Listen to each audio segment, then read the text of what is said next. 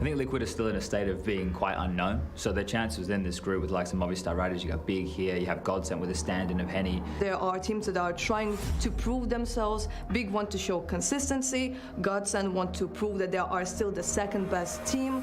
Then there's Liquid that made some questionable changes, and they want to show that like, no, those changes happened for a reason. But that's the big question mark. What type of Counter-Strike are they going to deliver here against teams that on paper they should be beating?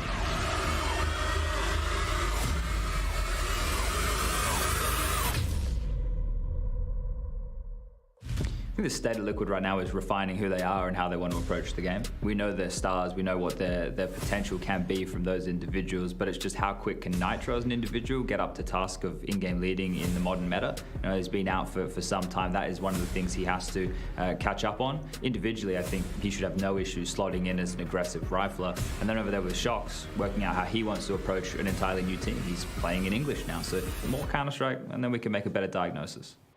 In Group C, we have the obvious favorites. Of course, it's the players. So far, for the last year, they were doing a remarkable job at getting to the playoffs. Maybe like a year ago, when it comes to Cologne, yeah, like they struggled a little bit, but in the last few events, playoffs like was never like a question mark. Right now, they are really eager to get that Tier 1 title on the land because they want to prove that they are not onliners. For a team like Movistar Riders, I feel like an event like Pro League is perfect for them. They get to play, 5 best-of-3s, they get to show what they've got on the world stage, and this event can be very important for propelling them further in World Counter-Strike. They kind of surprised us at the ESL Pro League conference, so they're kind of the dark horse of this group. And you have Party Astronauts. They're going to fall into a similar bucket as what LFO did. It's going to be from a smaller region where they're not supported in a massive way. They have to come on over and show what they've got, right? Show that they can contend, even if it's just individually at this level, while learning, while trying to develop for the future. Because you don't just come to an event like EPL as an underdog team and win. Big in their previous roster had Kiro, but recently they decided to go through some changes. So right now, instead of him, we're gonna see Krimbo, who is an academy player.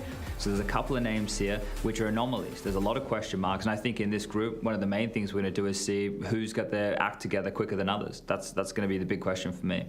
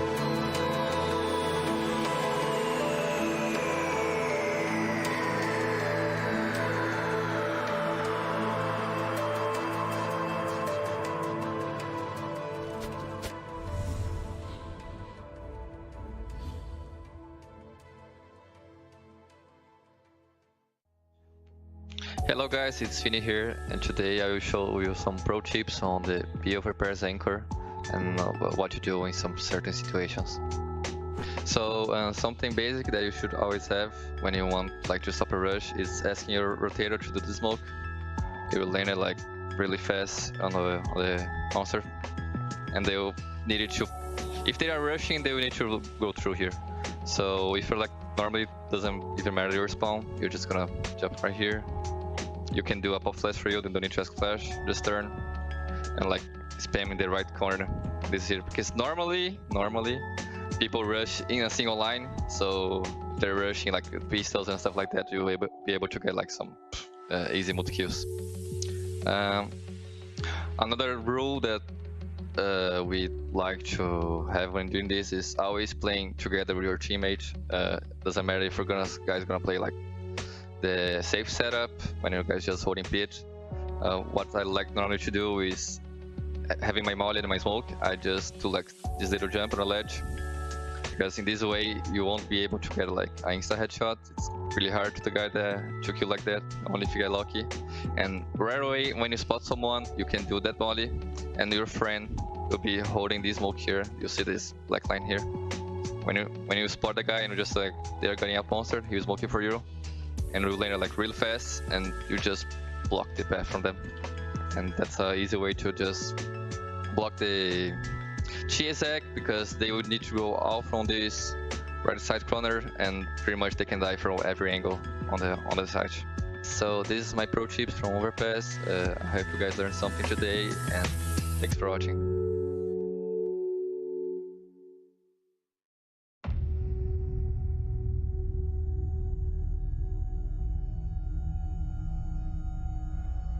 Got met with a brick wall of the Fnatic stack out towards B then, and my god, 14-14, nerves, pressure, everything is now on the line for both of these sides. Fnatic won this done and dusted. They got the first map, they won this over with. Dignitas are fighting for everything now.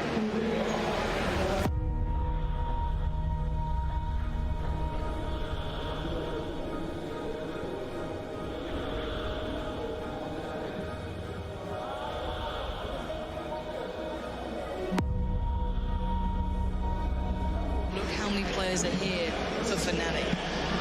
Fetish has got his foot in towards the site. Pronax finds Zipnix, not the best of starts. Flusher gets Dupree. Bomb is going down. Device still kicking as Fetish waits and waits. Finds himself a little bit of smoke to hide in, but it's a 2v4. Desperately hard to hold on to. Device around the world we go. Oh, but the defuse is coming in. He's still going. Oh! Just about gets it as the flames come in, and look at the little dance of happiness. That is how to control your nerves in a situation. Dance it out, but my god.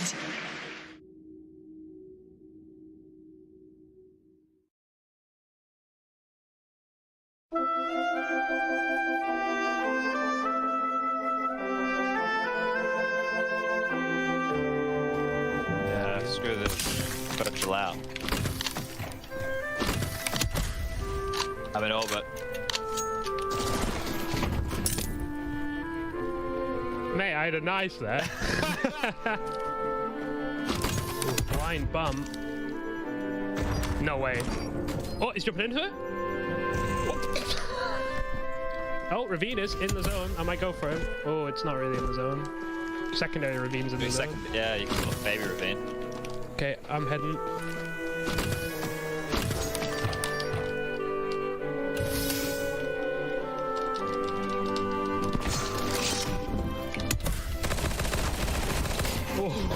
Dude, I'm in orbit right now.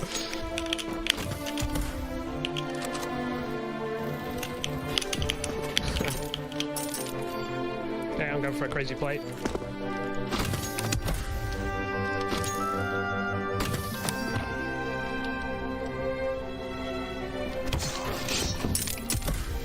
The scout was still over there, right? Inside the building you're next to, by the way. Yeah, that's what I thought, yeah. Oh, I do see a guy over there. I'm going in for that guy.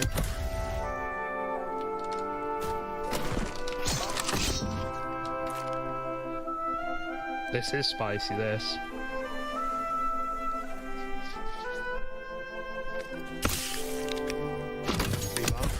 Oh.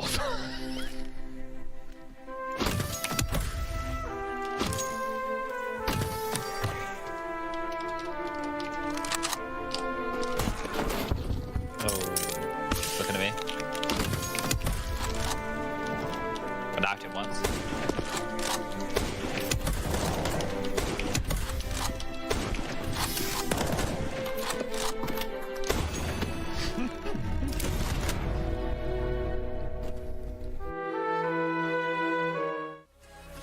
ESL Pro League is brought to you in part by Intel, DHL, 1xBet, US Air Force, Zowie, Monster Energy, CSGO Hub powered by Coil, and Gaming Malta.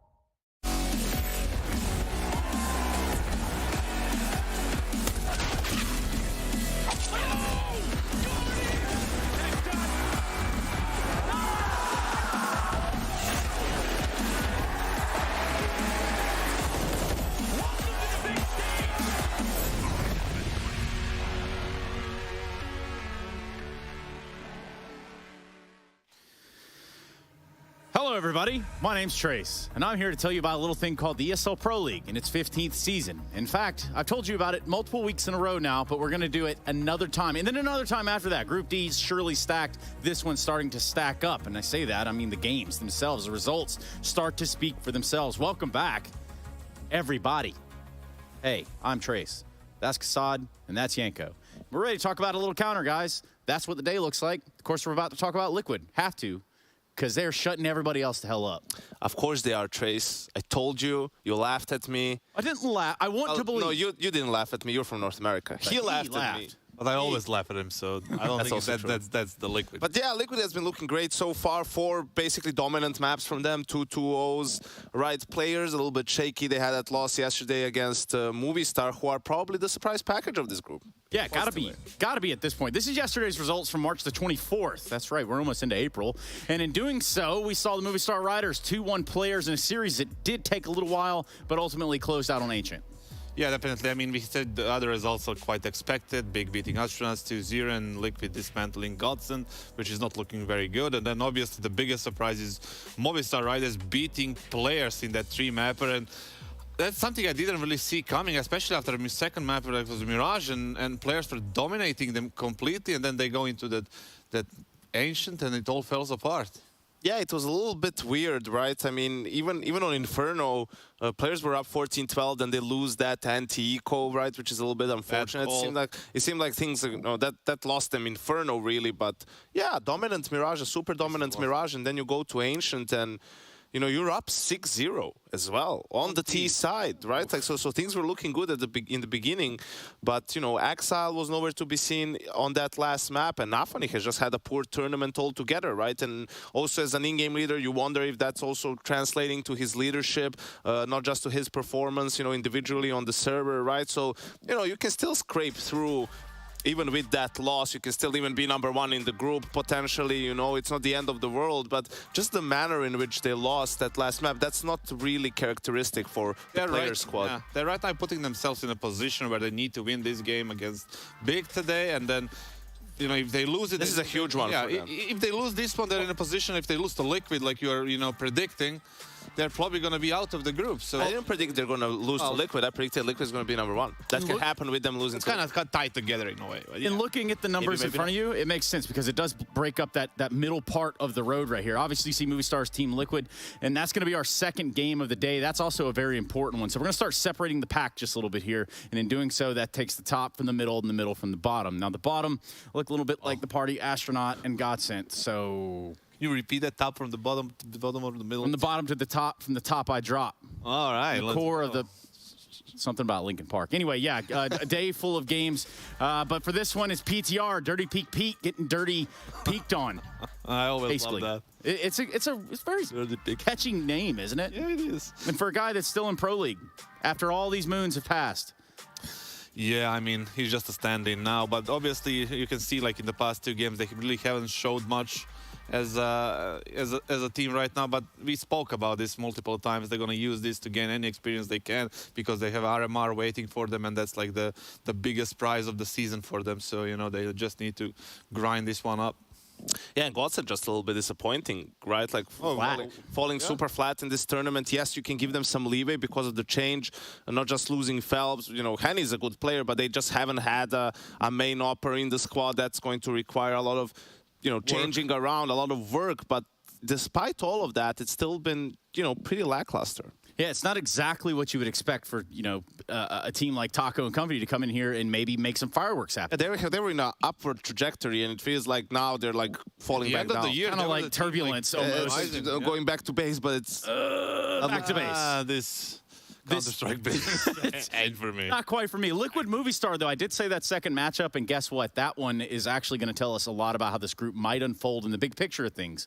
I think historically speaking, or at least not to throw anyone under the bus here, Phil, no one has gone 0-3 made it to the playoffs, and no one hasn't you know, gone 3-0 and not made it to playoffs. Well, that was one team, right? That was... Yeah, no one's really had, except for FaZe last season, unfortunately, right? Like, no one has ever had 3 wins in this system, in this format, and not made the playoffs of ESL Pro League, right? This is super unfortunate. It's just unfortunate, really. For FaZe, right? And in such a difficult group as well. But, yeah, so both Movistar and Liquid being 2-0, whoever wins today has probably, most likely, booked themselves a spot in the playoffs, and for now, absolutely the #1 spot in the group. So, yeah. Yeah, so there it all is. I mean, pretty much lays right in front of you, looks you right in the face.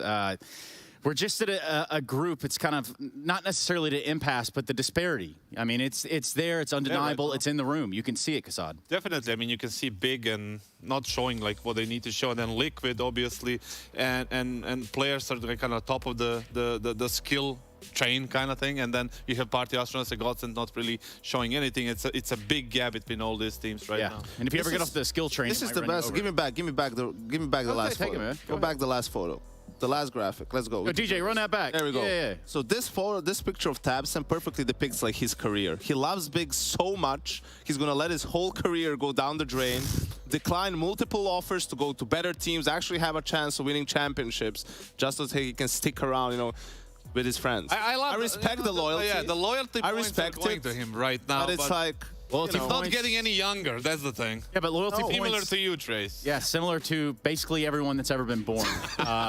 No, but... Yeah, here, like, you know, you have to point out OC as well, right? Like, he's had a great tournament so far. That's what everyone was, like, hoping for, a Team Liquid fan. And, you know, down at the bottom, talking about Oppers, well, Henny, you know, it's tough for him to adjust like so quickly, but yeah, it's not looking good, Trace. This is what we were hearing from him last night. Not necessarily Henny, but you know, just watching the commentary there with Anders and Maui, they're talking about, you know, this isn't necessarily the flashy Henny that we're used to seeing. It looks like as though it's not quite there yet. Trace, it's still the question of him, like how much of CS did he actually play before he came into Great question. Like, you know, was he in Brazil? Was he in Europe? What was he doing? Like, you know, how many hours are there? How many hours of practice with the team? You know, the styles, the system, everything is like up in the air right now. They definitely need more time. I don't want to judge Henny right now, but you know, after they didn't even qualify for the RMR, so I'm gonna give him like a couple of months, and the whole God said. I also want to reiterate, you know, in the words of Mr. Esports himself, the great Duncan Thorin Shields, is like, how good of a coffee must Tizian make to still be on this team instead of Keto? It's like, what's the like the point where you say, okay, we're going to change this guy, well, right, and bring someone else? Keto's gone, Quimbo's in. I don't know. There was like this whole thing. There was an anonymous source that sent a tip in. It's kind of like the FBI hotline, but in this case, we're not going to reveal our source. Maybe it has something to do with stuff outside of the game. Yeah, maybe toxicity levels rising through the roof. Who knows? Woo, hot takes. Hot takes all day. Straight from the oven. It's not always about the frags or the stats. It's sometimes some things outside of the game. Stats. It's about the coffee. Yeah, it's about sandwiches, the coffee, the cappuccinos, yeah, everything. The Coke Zeros. Oh, obviously, definitely. Yeah, I can't play Counter-Strike without those. That's what we learned from 2020, I think. So, anyways, yeah, we pretty much got it all right in front of us. We were thinking about checking in with Heku, but it would appear as though that's not on the cards. What might also be on the cards, as always, are memes, guys. It's always about the memes. We always talk about it. We always talk about, like, oh, well, show us something cool. Make us a cool graphic. Yesterday, SEO, you knocked it out of the park when it came to the Chad graphic because he was a true Chad in that graphic. I don't know that we could even pull that up just for explanation or example, but more importantly, you can get involved with the memes yourself using hashtag EPL meme review. Go ahead and kick that over to us on Twitter and make it about Kassad today. And if it's good, we'll put it right Any there. meme about Kassad gets bonus points. Yes, but not necessarily the points that go towards you. Well, there's no points to be had. If you got the best meme, you're getting €50 voucher for the ESL shop, which is shop.eslgaming.com. You can check that out on your own time. If they make a meme around me and they win the prize, I'll add $50 to it. Whoa. All right. Love to see it. That's right. You're going to look down that barrel, and you tell them that you're going to give them $100 grand if they make the best meme. Well, maybe not in that currency, but yeah, it's $50 equals to 100 grand, whatever. Yeah, 50, 100. It's all relative in the size of whatever we're doing here for Pro League, which is going into the next game. The matches are about to start. We're about ready to get things underway. Big versus players. The second game of the day, Liquid versus Movie Star Riders, both at currently 2-0, so that one's a hot one to watch. And then the party astronauts will attempt to dock with Godsent later on. So we'll be right back after this. All right.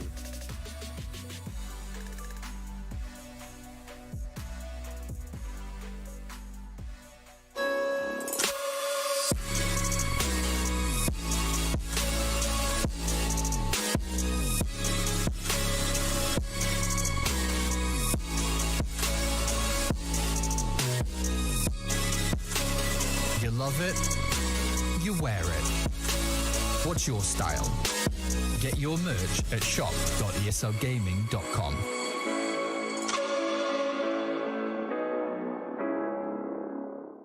Choose nades, choose a smoke, choose a flashbang.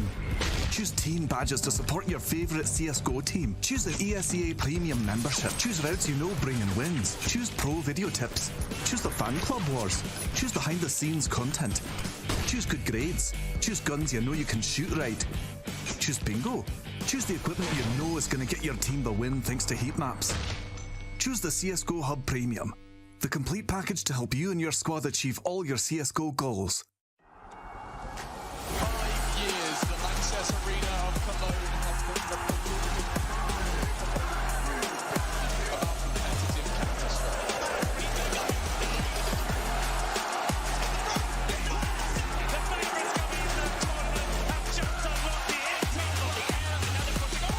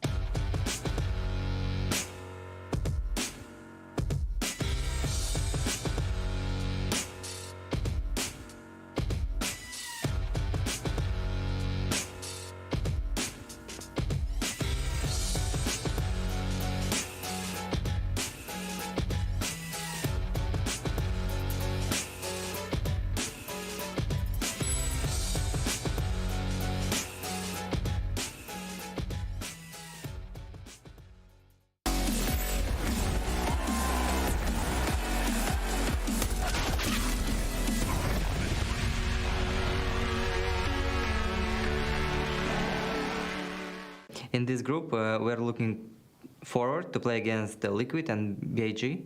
Just my opinion, Liquid has a lot of potential, a lot of experience to play on high level, and BIG, they did some shuffles and they're full Germany roster. And if you're speaking and communicating in your own language, it's more easier than in international language like English. So I think they're gonna improve a lot. And it's hard to play against them always because they're tactically good. They have Thompson as an in-game leader. It's always dangerous, and they're playing home. I mean, they have more spirit. It's always working like that. When the team playing in their home, they have some extra power maybe inside of heart, inside of spirit. So it's gonna be an interesting one.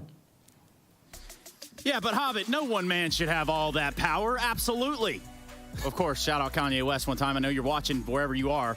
The hometown heroes of BIG, that's Berlin International Gaming, and Kasad will tell you all about it. I thought he was going for the ring reference. Yeah, I thought he was going for like Sauron. Ring of Power, Sauron. Oh, well, yeah, I guess there's that too. Anyway, big.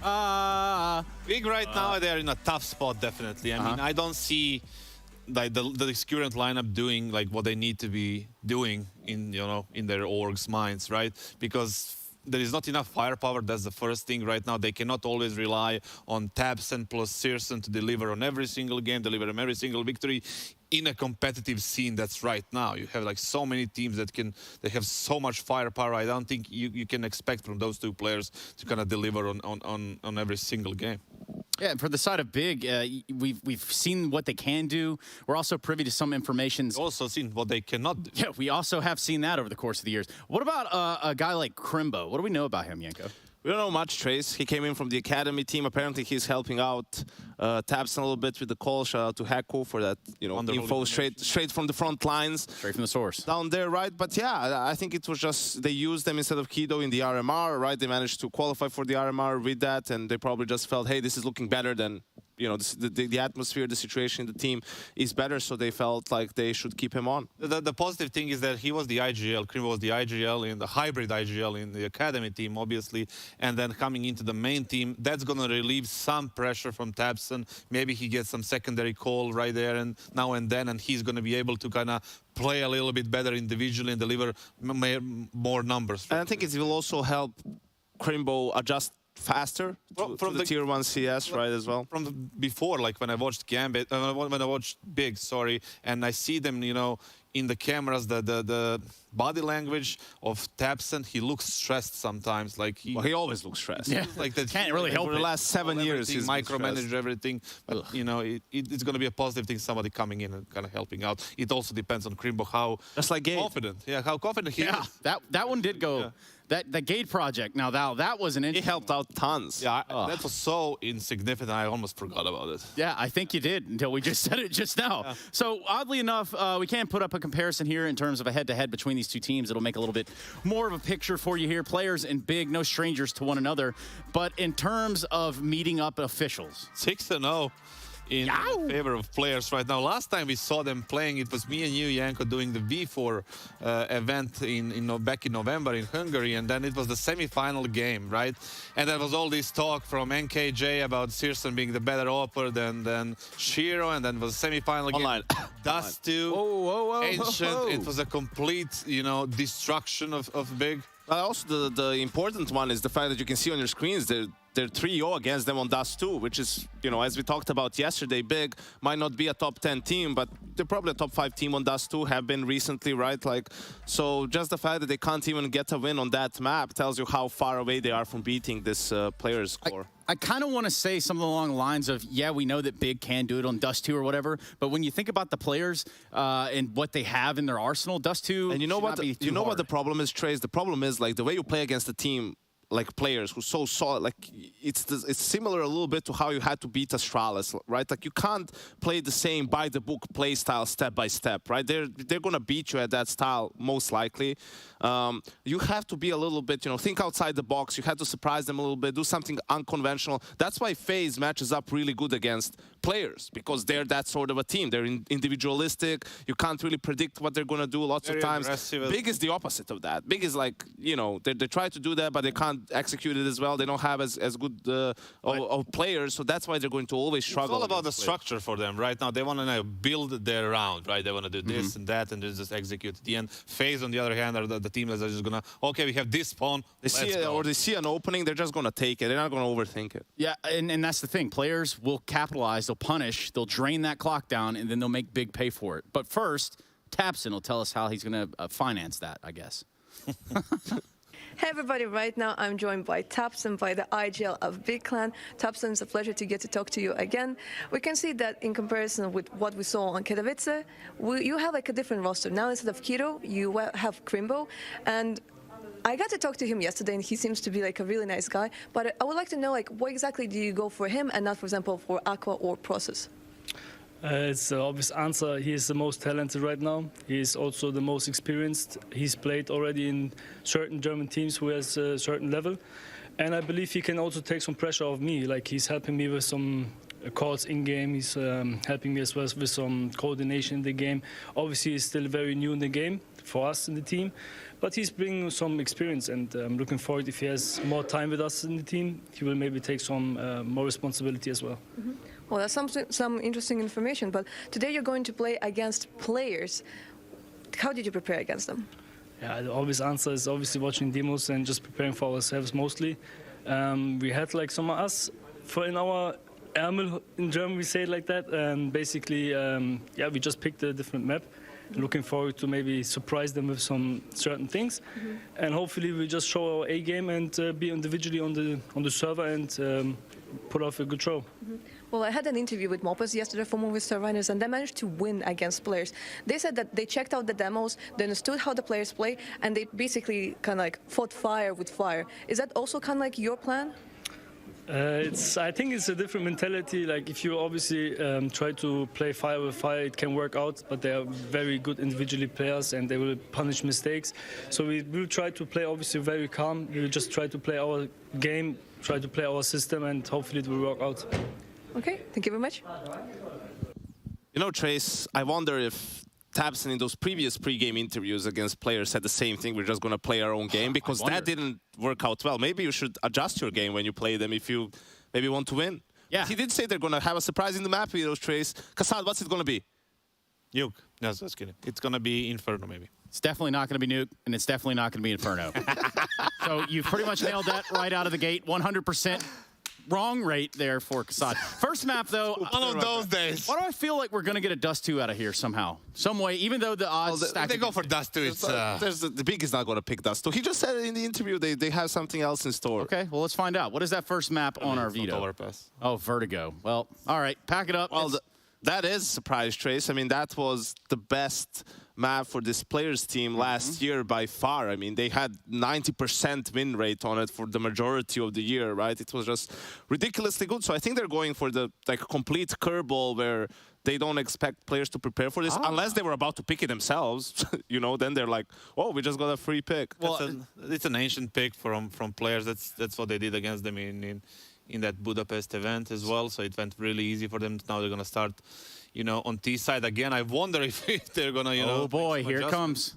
Overpass is out. Well, the thing is, like, players also they vetoed Dust 2 out of respect, I guess, in the end, and also because they had such a great performance on Mirage. But I mean, they beat them 3 times on Dust 2. Do they really need to leave it out? At the end, they probably didn't have to. But either way, they have a good map, and I like the fact that they picked Ancient because of the loss against Movistar, right? Like, things didn't go well for them, but they're still a good Ancient team, and it shows you that they have confidence in their map, in their preparation, right? That one loss isn't going to deter them from playing Ancient. What I'm afraid of is like Big understanding and expecting 100% that Ancient is going to be the pick from players and preparing for it. We know that Big likes to anti-strat and prepare for their opponents, and there was a lot of gaps on that map yesterday against Movistar Riders, so maybe they can capitalize on that one. So our commentator's going to be very, very happy with this, Vito, obviously because the Nori maps are out the window, right out the way. Okay, we're looking at Vertigo, Ancient, Mirage. Let me go ahead and ask you, Kassad, who's walking away with the series? And you better sell it good. The thing is, like, I really want to say players, and I think just because yesterday they didn't look good, but they have a way of bouncing back after like a bad day and like realizing what went wrong, and they just come back and like, you know, they're a little bit angrier than they were yesterday and hungrier to win this one. And obviously the history says always, you know, that players were a strong team. Players, Trace. They've been owning them. They're going to keep owning them. Exactly. Players going to play. They're the biggest shareholder of big team. Okay, yeah, not bad. We'll take it. And we'll also take it into the game, ladies and gentlemen. But that's right. That's Yanko and Kassad. We're going to be jumping into the matchup, which is Vertigo, Ancient, Mirage between Big and the players. It's going to be brought to you by Sponge and Machine.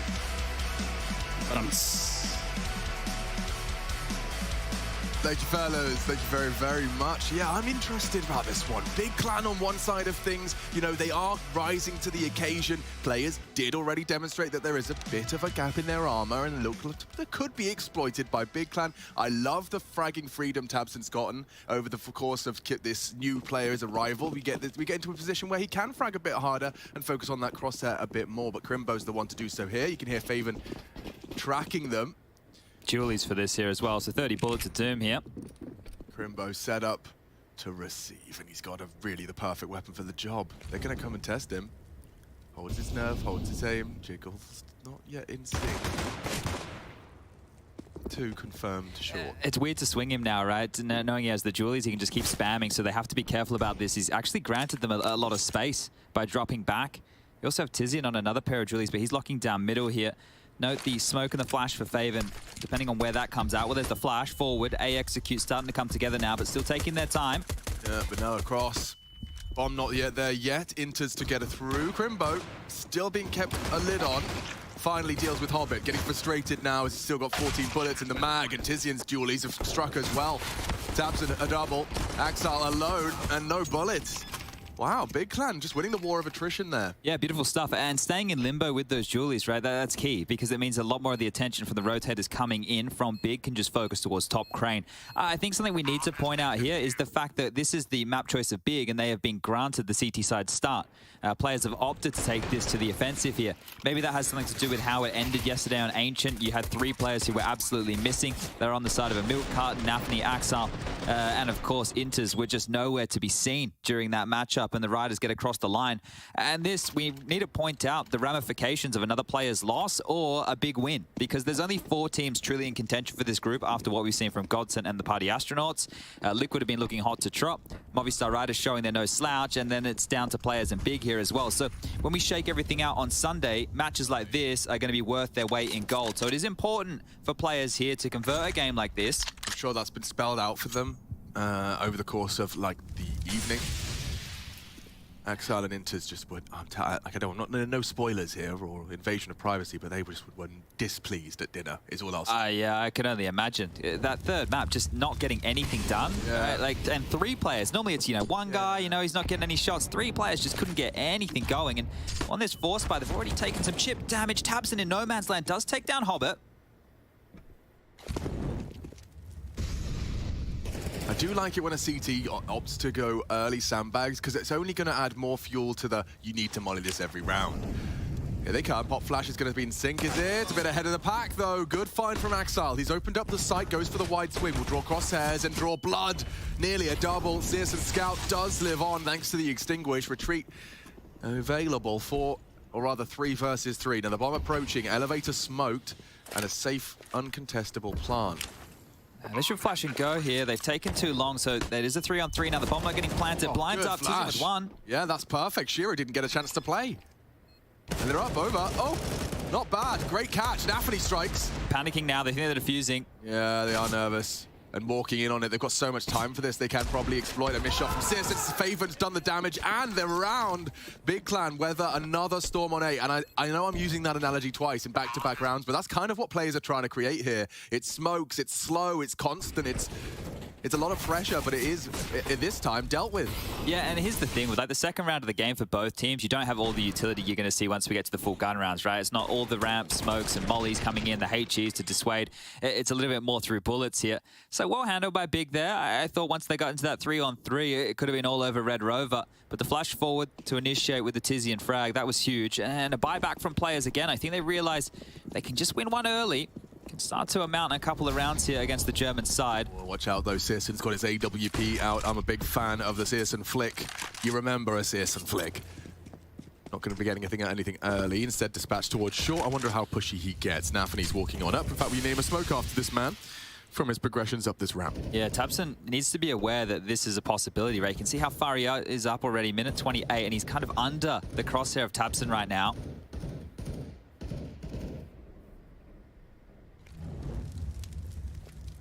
Okay, well, this definitely signals that they are in quite an offensive position on the ramp. And while not thrusting themselves forward big, they're just limping out utility, happy to chip away, try and stall them out. Don't give them a free kill. Force them to actually take the fight before you have any action.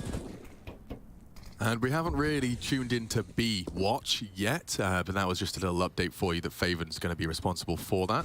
And you get Axile and Hobbit posturing to keep him on his toes. So that smoke here, this one should be bouncing off the back wall and landing on the stairs. And well timed as well. We got about 45-second mark on the clock. They're going to try and boost up, and this just allows Faven to continue to play passive. It seems like it's a ruse towards B. Like I can see the bomb on Nafany floating back towards A here. You've got Tizian up close mid. Faven will probably have to be that fourth man rotating over to help. Utility left over. There's a molly, a smoke, a couple of flashes for the CTs to defend with, but this is very, very slow stuff from players here. 20 seconds now. Lads, they're going to have to commit A, so Searson to be run down and tabseN to receive on site. Oh, they walk in. Is the round over already? Yeah, it is. I think so. 10 seconds, 9 seconds. Searson's happy to collect. They can't get in the bomb. They're going to lose everyone. Oh. The time probably. He's going to try and survive, hide in plain sight, just using the smoke to just dash through, and does go down after time. Okay. A player's having like an identity crisis right now, and I'm not trying to make a joke there by any means. I just mean like in their approach to the game. It's been 3 rounds. They've attempted to go A. They force bought in 2 consecutive rounds. The first force buy was at least a little bit close, but this is so uninspired. Nobody took any action. Did we even see them take a single fight across the map before they were executing at 20 seconds? I don't think so. Yeah, shake of the head, because what the bloody hell is going on early? This is just all sorts here. I think a timeout has been called, and it has indeed. Just to maybe say, boys, look, we got to win the games. We've seen what happens in the other groups. What do you think? Yeah, like I mean, let's not point fingers in no directions, but like where is the pointy part of their spear gone? I don't know. It seems very dull. It doesn't seem threatening at all. Like, Nafany would normally, be running up and getting some fights. Players would want to fight him around the smokes, and nobody wants to give him a fight right there. They're just happy to allow Searson to posture with that AWP. Still very early days, right? Only 3 rounds, but already I mean, I don't know. A couple of things to notch on the board to worry about. When was the last time you saw shiro absolutely losing his 3 rounds into a game? Definitely not, never, right? Never. Now some aggression. Yeah. Searson could completely expel this. Now, this is a bit of a risk to be doing against Tech Knights and Armor. You can just run down, your AWP falls into enemy hands, and Shiro pops off. So, I'm going to re-smoke this. Yeah. The reload coming. Oh no, this could go so wrong. Just like that, the AWP is on the floor. tabseN's giving him an M4. And Crimbo's going to have to save him.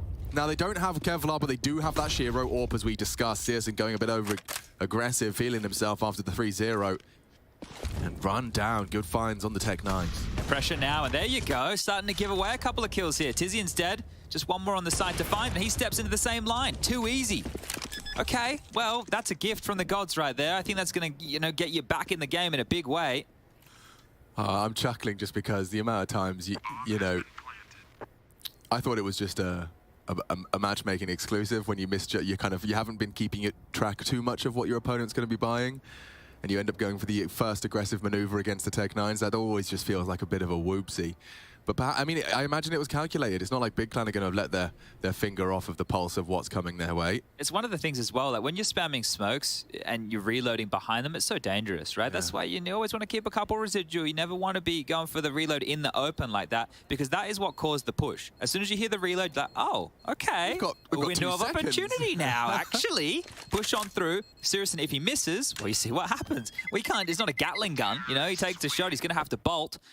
And 3-1 now, and that one, yeah, that might sting a little bit. That's the remedy. That is the bloody horrible death. But that is the remedy for success, right? I mean, for the last round, Inter's died after time with $300 in his pocket. What does he leave with?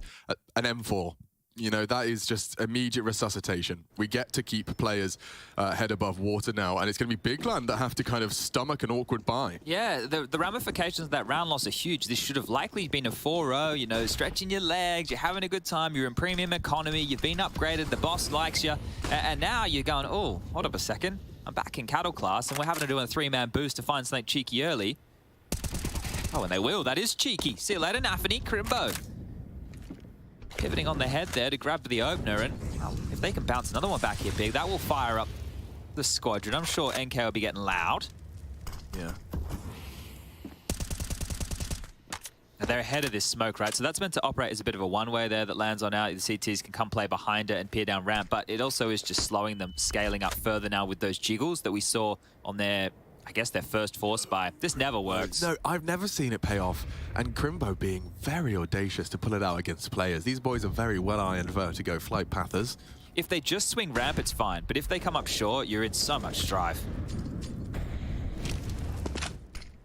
It's very rare, you know, they're unable to come up through that avenue. But as I just mentioned, they did go for a 4-man jiggle up ramp before. So here they come. They're not accounting for this. At the moment, no. When does he choose to strike? Oh, now would be good. That flash was great. Catch, great catch. Crimbo waiting, baiting, completely baiting. And cleared. Good find from Inters. Sends him down 51 floors. Good denial, though. The bomb play on. Cancelled as Shiro knows where the last remains, and it's only Searson on the scout, so this should be a formality. All right, good recovery. Triple kill out of Shiro, so he's had a double into a triple with the AWP from Searson, and that has put his team on the board and really just quickly dismissed Big Clan's chances of a dominant defensive start. Yeah, really curious there from Crimbo. Once that flash came in and his teammate was already fighting, I guess he was attempting to be the safety net. All right, you know, I'll make sure I get the double kill once they enter the site, but he just classically overcooked the pooch here. And his booty going to be sticking out. Inters just rips that one off. And way too easy, you're right. Shiro wants that AWPs in his hand, the impact being felt, and now we have the human centipede. Except I don't think they're going to be having too much fun, as they didn't in the movie. No. Yeah. There's that and Teeth. Those movies, if you're into some strange stuff, guys, I don't recommend it for your kids. Teeth. Oh, that reminds me. Yeah, that was popular at school. What a great start for Big that has just gone horribly wrong by their own errors. So quick. I mean, I don't know if it's just them either. Like, this has just been like 5 rounds of Counter-Strike where we've been tracking, like with the tally chart, the unforced errors. How's he got 2? They've done well here to get 2 kills of their own of Big. Now, if they can grab that AK, yes. Good saves. Get on out, boys. We like the AWP. We like the AK. They're pretty good tchotchkes to take home. Yeah, Tizian's probably... Or rather, I suppose Searson's happy that Tizian's got his AWP back. That was the last round that Shiro gets to kill him with his own AWP.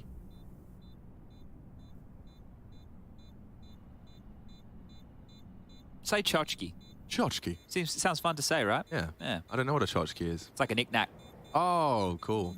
Tchotchke. I learned it from an American when I was working at a metal festival doing merchandise, and he was like the rep for the festival. And we were talking about, like chains or maybe pins or like a bottle opener or whatever, and he labeled them as tchotchkes. I thought that was quite... Ah, it's borrowed from Yiddish and is ultimately Slavic in origin. Oh, okay. It's a small bric-a-brac. A bric-a-brac. That's an alternative that we use in England. I'm guessing we stole that from the French. All right, well, we're learning today. Yeah, bric-a-brac, yeah, it is. Where do you keep your tchotchkes? Do you keep Victorian it era. in a little jar? Maybe you put your tchotchkes in a little box. Maybe they're just on your desk. Where are your tchotchkes? Decorative teacup, for example. That's the example we were given. Never been big on collecting the China. Nor have I. Here we go, it is Gunnies, and Nafni getting a little bit funny. Double stacking mid right there, actually, okay. Yeah, and it pays off. Like, Citizen's tried it a couple of times, this time with friends.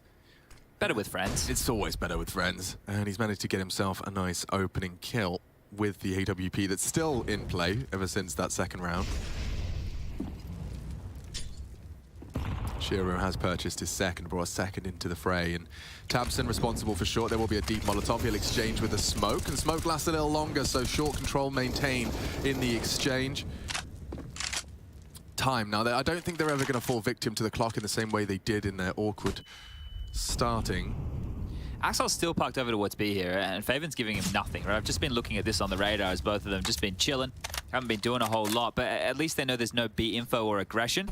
And now with Nafani's forward position here, they can start to softly execute and see what they can bait out. There's still enough time for a two-pronged attack. I'm short, no one's looking. Why is no one? How has he struck such a chord, such a gap? Oh, good damage from Tabson. He reacts with a double of his own, and that's a good pickup as well. Searson ready for the short swing. I guess they just left it open. Round does conclude.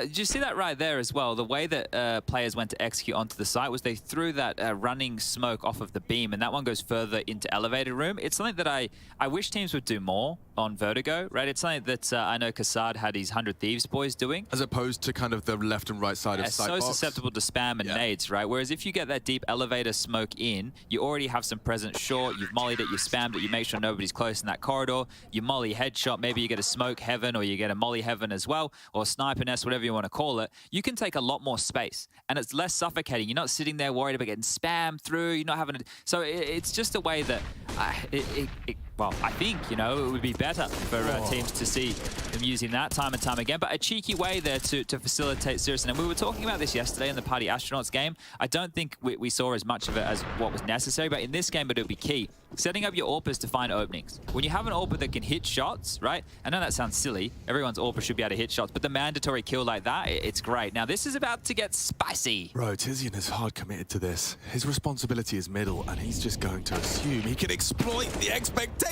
Knocks off the head. Shiro catches him on the retreat, but mission accomplished. It's 2 for 1 trade. That feels huge already. Yeah, mission, I don't want to say accomplished. This is totally recoverable, but Tizian, he backs himself. He backs his aim, and he gets a double. Another push here. So they've already got forklift room as well. Tabson should be good in another weird position. They're not going to expect this. That has been 3 of the kills on an angle. Make it 4 that they're not even ready for. Oh, man, big. I truly believe the conversation was, let's get under these boys' skin. If they're giving you all that space, you know, what did we say when we were talking about players yesterday with Movistar Riders is that they give you so much respect. You can kind of start laying down the disrespect. Yeah. Well, playing your own game and then some, right? That from Tizian right there. If you get one and done, that's great, right? That's great. But you, they're gonna maybe the lineup here for Shiro. One and trade. Great stuff from Crimbo. They keep 3 alive and starting to heat up right now. And you consider this, I feel like Big should have already had 6, you know? I feel like they should have been up to a massive lead. But if this continues to trend in this direction, you can see why they picked the map here. It's going to be the second timeout called from Groove.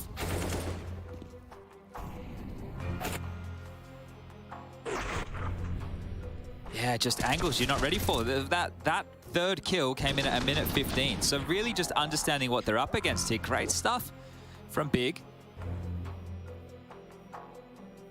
Center yourselves, find some degree of peace. And, you know, it's going to be really, really hard for players, I think. I'd imagine that the mental side of Counter-Strike is going to be tested more than it's ever been tested before. Oh, for sure. And, you know, it is an individual basis. You really do just have to kind of win the battle in your own head to reset after what was a terrible day. And you can, if you start confirming in your head, oh, it's happening again, or this is permanent, this is bigger, I have to resolve this, you know, you can just spiral. So I do hope that we see players at least with the best foot forward. Now, Hobbit has decided on taking some initiative. He wants to try and show the team just how effective they can be, even on the light buys. They've got enough util to facilitate a Hobbit entry. And he, is trying to, look, the flames, he's burning down. That was nearly the 100-0. Couldn't track it. They don't have Kevlar or anyone else So already, talking of mental, this one's going to be a bit of a bitter pill to swallow. Yeah, and here's the thing, right? There are almost entire utility sets to deal with that little lurky play there with that smoke now, right? In the beginning, it was hard. People didn't know what to throw. Now you see what we had from NIP the other day where they'd throw the block smoke that would land down the bottom. You can double molly. You can even start spamming through from different angles as opposed to playing over the top of the scaff. Oh, that's a bit of a flub from Sirison. And here they come with the A-ramp creep again. So tucking into a bit more of a retake setup on A right now, and they can afford to do this. There's no qualms here with this setup, knowing you have mollies, you have smokes, you have flashes for the retake, and you have the opening kill. Inters takes a port bullet to the side. Oh, wow, good contribution, but the bomb plant cancelled. Axel's still a threat. For a second, he's gone down, and yeah, just a couple of clocks with no armor. And Hobbit, the one who unfortunately burnt almost all of his health. 85 damage done by the flames, and it was tabseN's molly and tabseN's bullet that concludes the round. That's 4 frags from him in that round, keeping a track on the scores on the doors. He definitely looks like he's having a very good Pro League, a very good Pro League group statistically. Top of the scoreboard again, and he was head and shoulders above the rest in their game just yesterday up against the Astronauts. He's a very good player. He's been a very good player for a long time. Yeah, and the thing is, I think when it was obviously with the Zantara situation or the Gate situation, there's a bit more lag in communication. That's where you've seen him affected a little bit more. But now it's the native tongue. It's the Deutsch. No problems there. And look, if Sirison can play at 80% of his level and tabseN can play at 80% of his level, you're onto something here. You're onto a winner, actually. You just need the rest of your teammates to start contributing. And I don't think we've seen exactly what Faven is going to be able to offer at this highest level yet, like at least consistently, right? He hasn't been in the team for very long. I'm keen to learn a bit more about Crimbo. This is about to get spicy for tabseN. Oh, he's a dead man. Multiple targets. He nearly takes 2. Look at the nades. Oh, their health is completely shaken. And Big, they will not stir. That angle's been adopted by tabseN a couple of times now, so it's quite clear that he's found something that he knows he can be very jarring, and it stalls them out in an awkward position too. So we're trying to reroute up short here. Good luck. Definitely seems like Big have prioritized destabilizing the players' starts. Tizian's forward angle, tabseN willing to go one and done. Faven can flank from B here quite quickly as well. We don't need to keep tabs on it right now, because we have the focus on the A side, but you can see that camera angle there showing that he can respond to things. There's a headshot molly. I think it's a little bit... Tizian should be fine. Oh, maybe not. Oh, perfect. Some effective Molotov. Big clan, do they go? Or do they're saving. Leave? Yeah, they're actually going to give players the control. Okay. I suppose the unconfirmed damage that's done to the likes of Hobbit, the chip damage done to Shiro and Axel here, they're not to be awares, but didn't feel like they gave the tail end of that round that the Kraken probably deserved. So playing the long game here, we'll concede a 4th to players.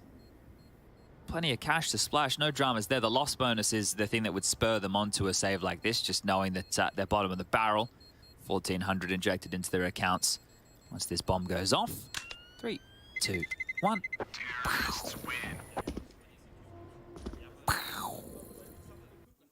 That's the official sound effect.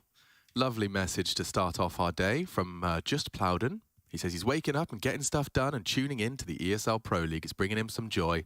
He loves Sponge and Machine, and respect, man, because I do too. Okay, yeah, all right. Thanks. I just had this image of this dude waking up, popping us on his telly and folding his laundry, and we're like, "Good morning, mate." You know, I wanted it to be a good vibe for him, and now it is. So let's continue the adventure. Round 11. Well, aggressive maneuver here. I'm a sucker for an Aggie Orp mid. They're looking to exploit Inters again here. If Sirison can find him behind the Jenny. It's going to be a tilter if you do get Orp like this. He's giving it up.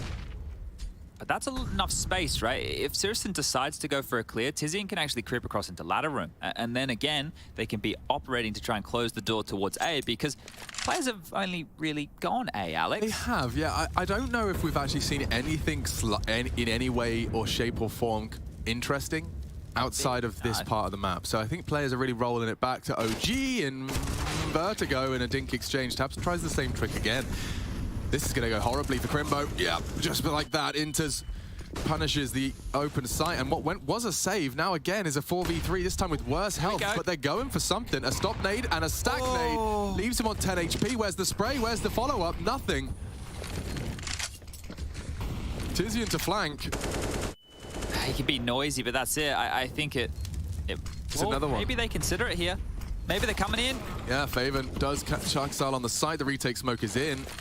They're low.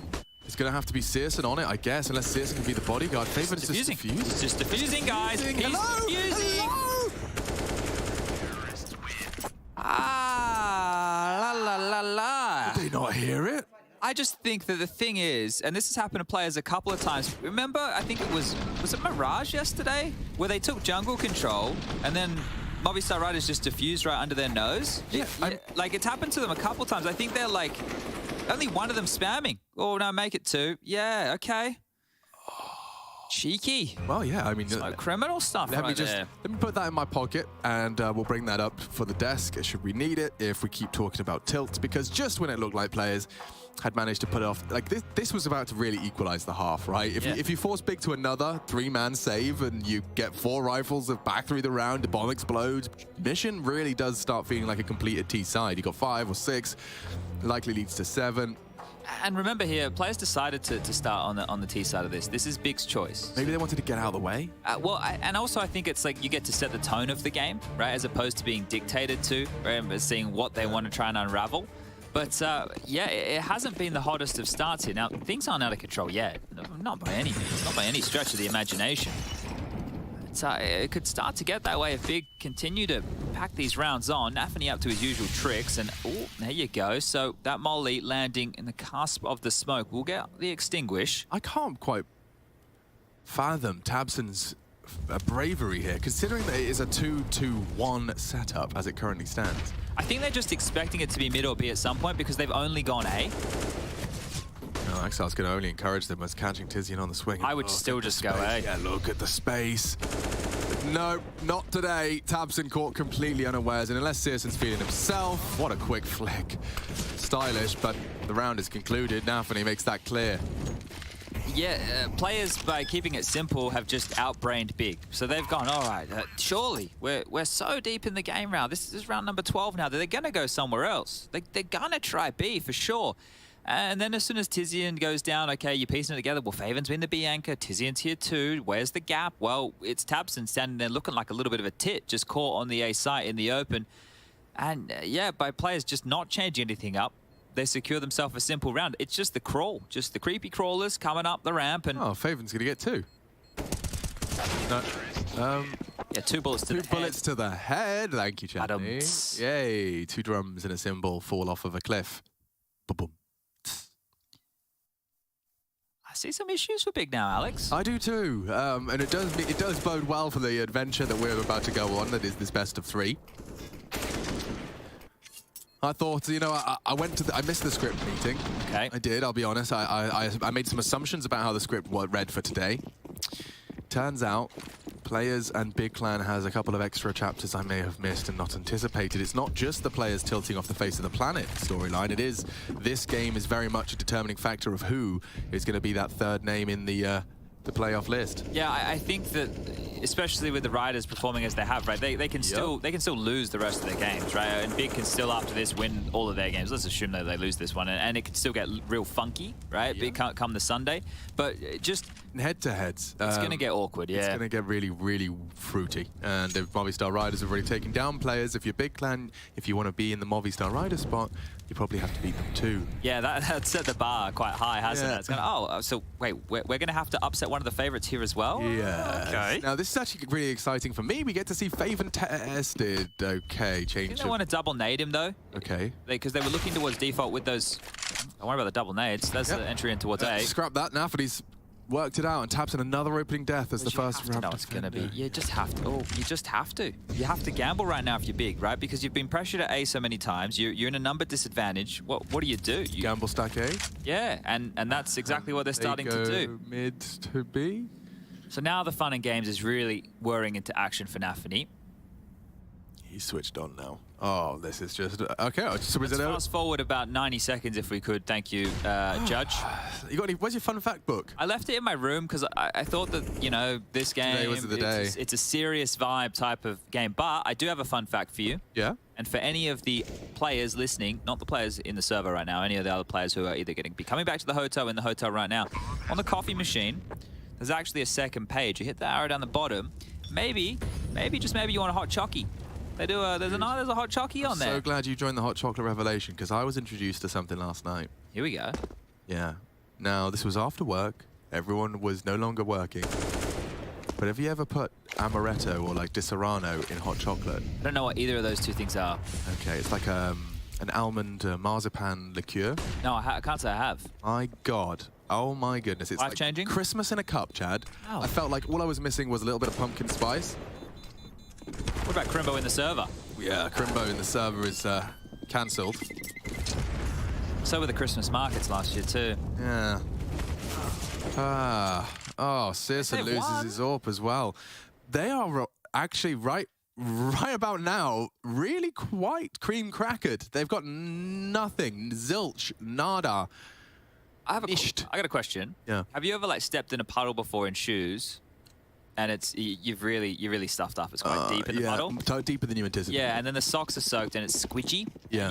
You're not at home. No. And you have to put up with that for the rest of the day. Yeah, and I always just start getting really paranoid that I'm going to be like a weird modern case of trench foot, and I'm going to be studied in some university. Okay, well, trench foot may be a great way to label this here because I think that the big have a bit of that right now. It just feels like it's just you want to change your socks. It's cold outside. You can't take your shoes off. It's not going to be a fun tail end of this first half for them by any means, and I really feel like they could have set themselves up for a massive bag. I feel like they could have had a 9 or 10 round haul, and now I think the players might even win the half, Alex. They'd take that any day of the week, wouldn't they? Yeah, I think they would. I still can't believe I just seeing Shiro shaking his head in disbelief round 3, and they have shaken off that coating of doubt. Admittedly, I think Big Clan have kind of given them the way in again. Also, I don't know how critical I can be with Big Clan of integrating 2 new names so recently. There are going to be kinks, aren't there? Yeah, I think the thing is, right, the addition of Faven was like, oh, they finally got him from Sprout. Yeah. That was the revelation with that, and he was meant to be the next big thing coming out of Germany, right? And there's still time. There's still time for that to come into fruition. Whereas Crimbo, I think, caught everybody off guard a little bit more so. Because I think Keto had been there for about 2 years. Him and Searson joined at the same time. It was in early 2020 before we moved completely online. And Crimbo was one that kind of, well, at least for the international Counter-Strike, you're thinking, oh, okay, this is a bit strange. They've just got the fragger they were looking for. They only needed to worry about changing one piece, but clearly something... Oh, there's the M4 gone. Clearly something they weren't happy with. Sirius is going to pick that one up. Are they going to peer on over down the ladder? He'll get to hold on to it, so good stuff. You think, yeah, it's just one player you have to integrate and maybe get more firepower out of him. But apparently 2 changes was what the team thinks is necessary. Yeah, I mean, I also would love to just talk to the Big Clan management just to have the real kind of source of the issue. I reckon they probably set... Oh, lovely finish. I think they probably set a goal for where Big Clan needs to occupy in the world standings, and I assume that these changes were fueled by that. You know, not content with being top 15, top 10. Now, Faven's going for the Mopos. No armor on his M4 and boosted up so he can hopefully pull the trigger first. No aim punch required or punishable. And Tabson is doing everything for the squad. He's been like the last 3 opening deaths on ramp, and now he's the opening kill. He is laying his life on the line in pursuit of glory, and now it is a question of who will take the 8th, and Hobbit's adventures cut short as well. Good setup. Seen that one. I think Complexity used to run something similar with like Poison at Sandbag, and Blame would play towards top ramp. It's backing your individuals set up like that. Working very well, and now they're going to go for another one from Complexity's playbook. Excuse me, Tabson, could you... Thank you. Crimbo's got some pretty good hops, leads to Axal's demise in a nice, safe dismount. Well, 3 kills, where no trade potential there whatsoever. So great stuff from Big here to set themselves up for the half win. Just need to get the mandatory 2. Searson knows there's been a flash and a nade on his nose, so he knows that short's the next objective. Now he's calling for a teammate flash as well, but it looks like it will be deployed towards ramp instead. Flash Tabson waits. Sisson, you ballsy bastard! He goes straight through the flames just to ensure the frag is locked in, and now Inter's been thrust into a 1v4. I like it from Sisson. It's calculated. He secured the victory. You can see his backpack, I think. A little bit of a radio poking out from under the box, but he's got 20 seconds and he's got 4 to find, so no fun for him. Smoke and Molly would have been nice to force some fights, but still can't kill him. Thank you. Knocks the radio off of Tabson's back, but Big Clan win the half. 8-7. I couldn't call it. You should let us know who you think is going to take it over on the social media stratosphere as we take a quick break and come on back to see if this Vertigo surprise pick from Big can pay off in their favor.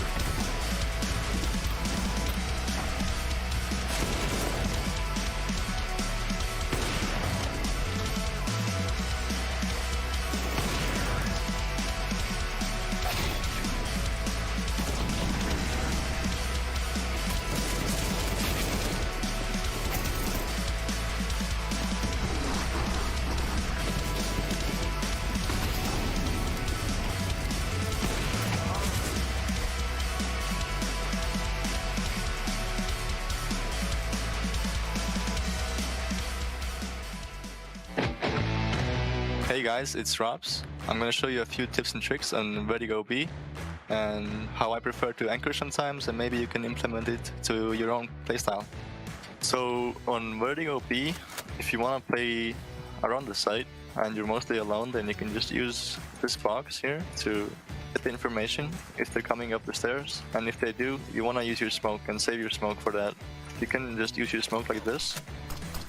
And they're just gonna buy you a lot of space because you can, like, okay, they're coming, you're gonna fall back, and now you're buying time for your teammates to rotate, and they can always flash above the site here.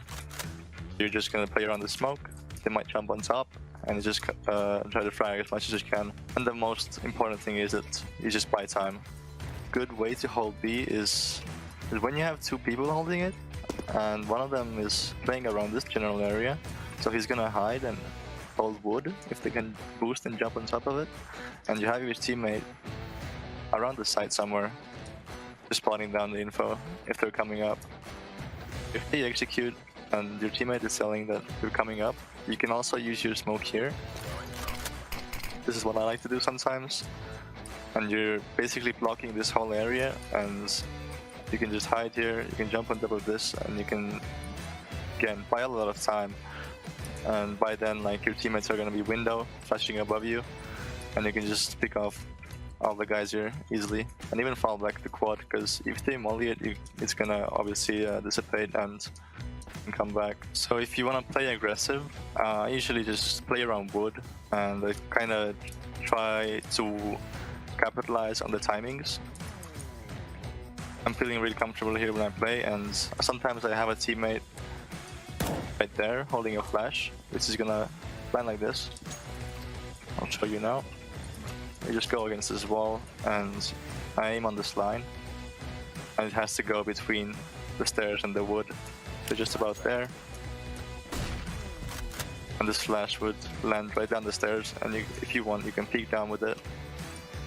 And just playing around the wood in general is a good way to be aggressive, and you can always fall back if needed to do so. Alright, that was it. These were some quite common setups on Vertigo B, and you'll probably see some teams using them in Pro League. But if you'd like, you can try them out, and you can tell me how they work on social media.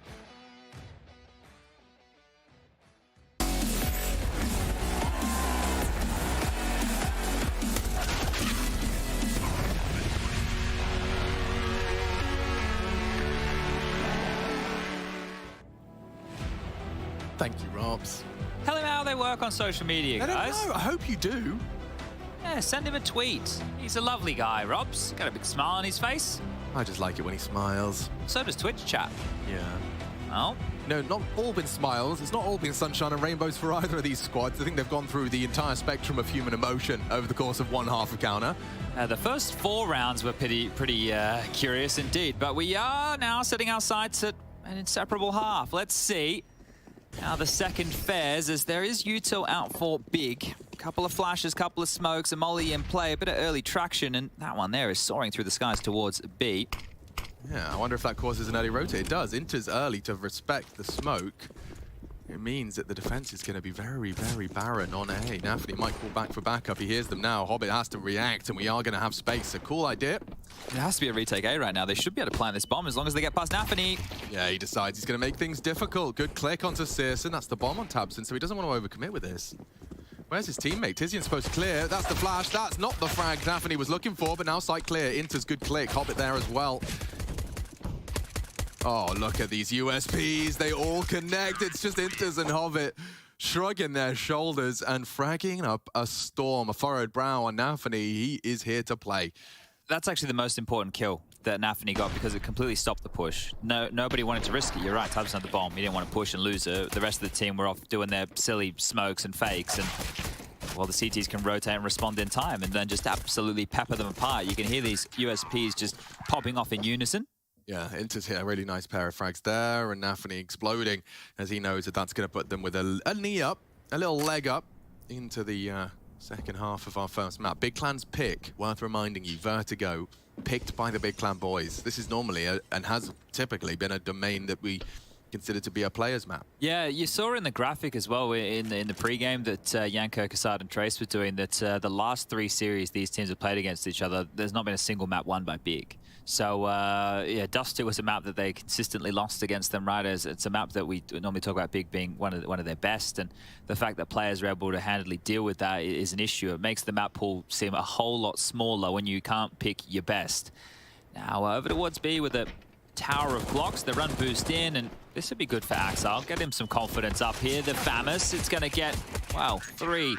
And then the USP with 2. That's an ace, but it's an eco bash. So if you're excited about that, you're like me. You like the eeks. I think Axel probably really did need the eeks, as you've put it. That's going to accelerate him up to the top of the scoreboard with 16, adding a nice juicy 5 frag haul in one single round, just massacring them. You can see what they went for, though, in terms of the run boost. The idea being that he draws Axel's crosshair so wide on one side that the frag can happen in his blind spot and his peripheral. But it didn't quite work out. Hobbit's lining up some util. Looks like it might be the NIP smoke. I wanted to see if it was. Looks like it, yeah. I can show you. Oh, it's bugged. Oh. That's a real... yeah, his has fallen through the floor. So hasn't achieved what they were hoping for. I can show you how to throw that one if you want, Alex. Yes, please, because I saw the lineup on Hampus and it looked like doable. You know, you just stand there and left click. What I do is I go look at the door frame. There's a splotch on the wall I line it up with. Door frame splotch. After the splotch. Oh. Did they hear that? They surely must have. Inters is on high alert. Oh, Tizian. I felt like he had just like a lot of unconfirmed map control, but I think that single lick of the flame has cancelled that whole exciting prospect. Which is, Look, yeah, the gap of a lifetime gone before your very eyes. They definitely heard it. I mean, in one way, I suppose it's mission accomplished because it's pulled Axel completely into a mid-clear.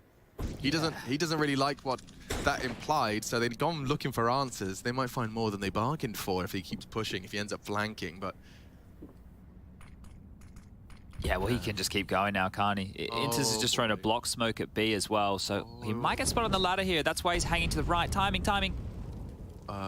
Okay, guys, I have the entire round. He gets the AWP first. Grimbo's faffing around with his rifle, and Axel, another high-impact round. They're trying to run into his sight, but Inters is here for the fight. Double from Inters. Big collapsing here. And there's not a single frag back. There is nothing. No signs of life from Big 2 rounds in. I really like that from Axel, the aggressive maneuver, right? He tends to just sit back and let the game come to him, but I think some of the issues with this team is there's not enough playmakers, right? We know Nafany's a playmaker, but this is great. This is beautiful stuff. Look at this double kill. It's completely unraveled the round before it even gets started. So really, really good stuff now as players get up to the double digis. Digimon. You can count that on 2 hands, everybody. Oh, there's the tutorial for you. That was actually... They're doing this from a different position. Yeah. And only slightly, though. It's worked. There we go. Maybe Hampus is a little bit more convoluted. Yeah. Ooh, lovely word too. Tizian gonna walk in and lose his head in approximately 3, 2. Down goes Tizzy. Yeah, well counted there, Alex. Thank you. I've been working on my counting. This is a little bit of a lurky smoke here that Crimbo's going to throw. I guess he's not going to throw it. It tries to assist in alleviating pressure towards the Heaven position, but he's going to do it more as a fake. Now, Hobbit's here, Axel's here, Inters is here. Sounds like more than enough players who are here, and yeah, there they go. Going to light up the scoreboard. Chipping away is Axel. I just think after Ancient yesterday, you're gonna want to just get back in it and really unleash the beast. You know, I hadn't even made that connection for some reason, but you're right. It was Axel was one of the candidates, and he's never one of the candidates. No, it was honestly that entire Ancient game was 2 players. It was just Shiro and Hobbit. Yeah. I suppose that makes sense why they were in dismay yesterday. How long? I was going to say how long is Nafi going to hold on to his MP9, but they've opted to get the AWP out right now, so he'll be into an M4 at this juncture. So no more worries about the P shooter. Do you know who got a Bison clip yesterday? And Rush is like the only Bison clip that Rush can even reference. Smooya got a Bison clip. This team against Smooya's squad he's playing for, they rush B, they didn't clear sandbag, and Smooya gets 4 kills. But Rush is using that to justify his Bison purchases. But does he think he's going to get 4 kills with it? If Rush gets 4 kills on a gun round with a Bison, I'll never say anything again. Deal. 100% deal. You shouldn't have told him that, because now he's only going to buy the Bison. He's got a purpose now. Oh, that's fine. Yeah. No, that's fine, actually. More kills for me. He gets to try and beat out Axel. Now, I wouldn't, you know, if it was our tier list, I think it's probably Buster, Axel, then Faven. Let's see if Faven can actually change my mind. I can see this off angle he's living in, and that's a nice find from Axel. Bring in the fight. Faven was very passive on B. Axel's going to remain a constant information drip for his team. He's just killed B, and it's going to actually force more bodies to go in and try and acknowledge it. This time, no Axel flank. The round's not over before they reach the site. Krembo's going to be arriving late through middle. The issue is they have a ramp control, so they can play 2 mid. Yeah, good point. Well made. Touche. Voulez-vous. Sisqua. Bloody hell, Chad. Good find from Crimbo. Sisqua? Oh, Moulin Rouge, I thought you were going... Yeah, c'est soir. I don't know, man, because this is still not looking tickety-boo. That's a big, big frag from Tizian. Pun absolutely not intended. They just chose a bad name. Shiro's a dead man. Great catch. Tizian's completely booked him. Now Nafany from the stairs. This could still go wrong. I think he's been heard here. Yeah, I think that was a loud step, and the smoke implies as such. He can wrap this. Oh, yeah, he could get a good vision here. Tabson just has to stand still. He can win the oh, and a lovely sound cue to ward them in. Needed that. That's the first T round we've seen from the German squad. It took us 5 rounds, but now they post it. That is 9-11. Quick look at the scores on the doors. Tabson still head and shoulders above the rest. Almost 10 frags separating Tabson from the rest of the squad. Haven't got like enough players from Big Clan yet online. This was a highly impactful Tizian double that has enabled them to post their first round. It can't just be Tabson, though. You can see that he's going to get you your closing pair, but there has to be someone else to kick down that door. And yes, frustrations are high. Frustrations clearly high. Yeah, higher than I think we've maybe ever seen them, to be quite honest with you. But there's another Axel opener. Let's see if they can convert this time around. Faven is, yeah, he's not having a great time over there being the B lobby lurk, is he? Tabson's going to have to try and claw something back. Nafany's hearing a lot of this, and if he wants to pivot, he has to worry about the AWP. Apparently, you don't have to pivot, because Sirrison's got those keen eagle eyes. He caught you through the tarpaulin. Tarpaulin?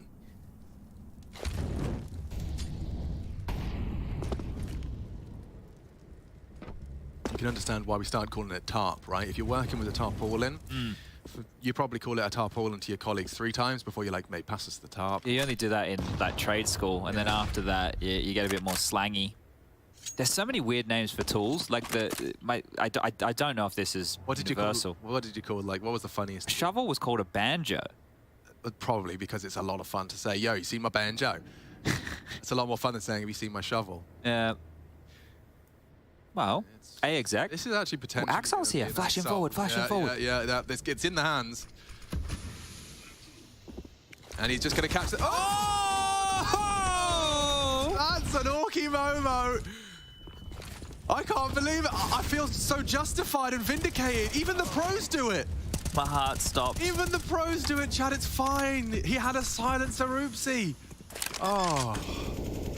Oh, we can just say we're like Axar. He's got 23 frags in a pro match, boys. You are just the same kind of player as him. Oh my golly gosh. Players are humans too. My giddy aunt. Oh, whoa. And he actually couldn't have got a better timing, by the way. Like it was like 2 players with nades pulled, and Tabson was looking the wrong way. Can we play that round again, please? Yeah, can we just have a replay, folks? And now Hobbit might even lose his white rifle. Lovely position to put himself in. Now listen, Axel, don't kill Faven at the start of the round, because that seems to be the key to big success. So next round, don't kill him at the start, and we'll see what happens. That one, it's physical pain. No, if you're Axel, you just want to grab the banjo and dig yourself an early grave, don't you? You just want to grab the banjo, dig 6 feet deep, and hop in. Oh, that one really quite hurts, doesn't it? I mean, yeah, I haven't seen that before. I haven't seen that before. Look at this wallbang. He's such a great B geek. Faven didn't even get to see him. 2 geeky kills. Those are the 2 openers. Both geek lord stuff right there. Yeah, it is. Now let's have a look at Axel. Here it comes. So yeah. I take it back. I take it back. Oh no. Oh. You're just like Axel, chat. It's fine. Yeah, keep telling yourself that. Okay, well.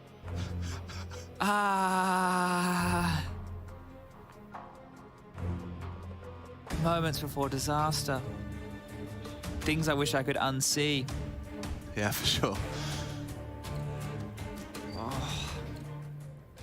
Okay, all right.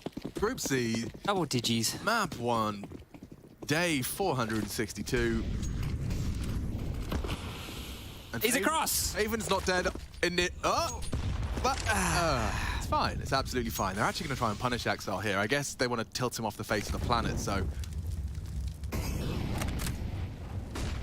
Oh, Axel handles business on the first. Crimbo keeps it interesting. A well-tracked shot into does not finish with the nade just yet. Could do. One right back. Look at this space at A, though. This is so punishing. Tabson is just going to slink on in. This is great. Now, Hobbit boosted up. That's not a common pre-aim. Oh, he is pre-aiming it. No, back turn. Searson's not going to trade. There is a shot missed. Well-placed nade. Doing a lot here, Hobbit. Great Molotov. Now, that stops a lot of the funny business in that gap. It could enable Faven to get the bomb down uncontested. So 3-on-3 retake required. Into through the elevator. Searson has the overwatch, so as the smoke fades, he will hit a great shot. Hobbit, probably the more threatening of the bunch, gone. Have to consider a save. Yeah, that's 3 consecutive rounds, and that is so insane. Both, actually, in all 3, the first 2 was against Faven. In this one here, it was against Tizian. But Axel has opened up the last 3 rounds consecutively, and they have lost those rounds. And I know this was different because there was more trading, but the number advantage have been in the player's favor for the 3 gun rounds that Big have been able to consolidate. So this is curious scenes here. Terrorists win.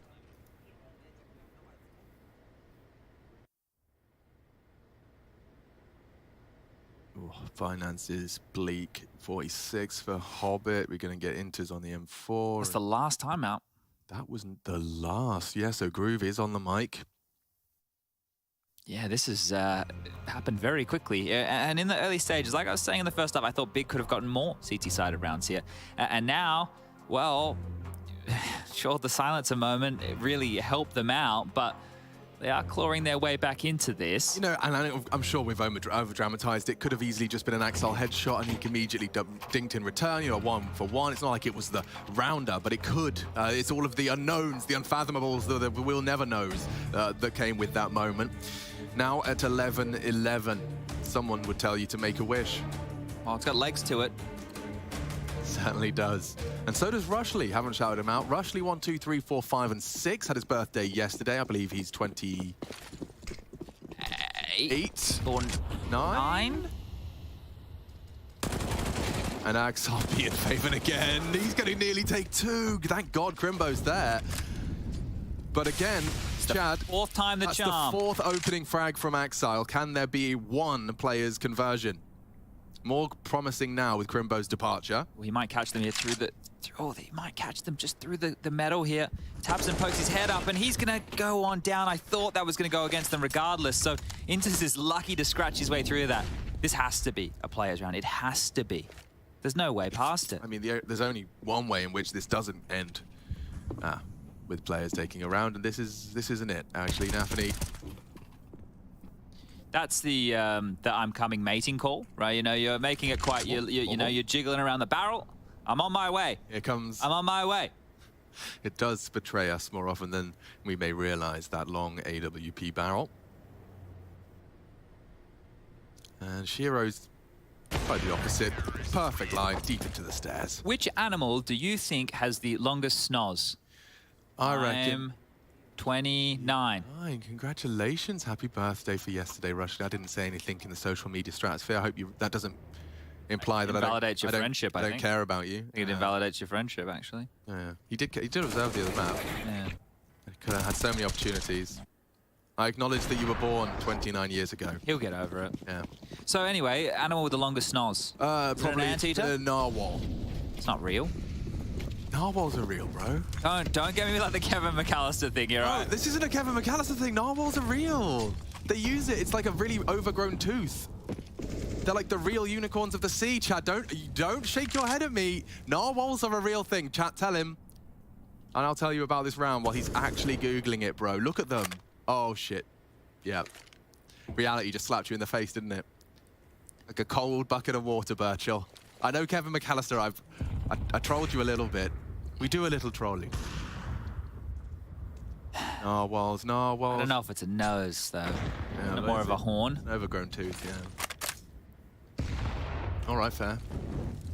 What about those monkeys with the big, flaccid noses? Are they bonobos? But no. Hobbit. Down and out. 4 CTs remain as they are fully gathered here. So the full big clan commit here. We get to see the smokes lined up. Shiro trying to... Oh, yes. No. That smoke has to be used to extinguish. Nafany run down. The pace of this is better for Big. Could still go wrong. No bomb plant. No real setup smokes. And, oof, great nade. Inters has cut Faven down to size, but the bomb now down, and a question remains. Will they go? Oh! Yes, they will. Axal arrives and lays down the law. What a transfer into both of them, and there's nearly another. Shot from Faven, yeah, though. but damn, Faven was 50 HP. That could have been a 1 to the head. He can flash for Tizzy in here when the smoke starts to fade. There's the frag. He calls it clear. Shiro in the 1v1. Faven, a lot of pressure on the new kid. It's a fake. It's a fake. And he gets the information safely. Tuck in, tuck in. And now the mission is complete. Big Clan will make it a 12th, but hard fought. And you can hear how much it means to them. Does he survive?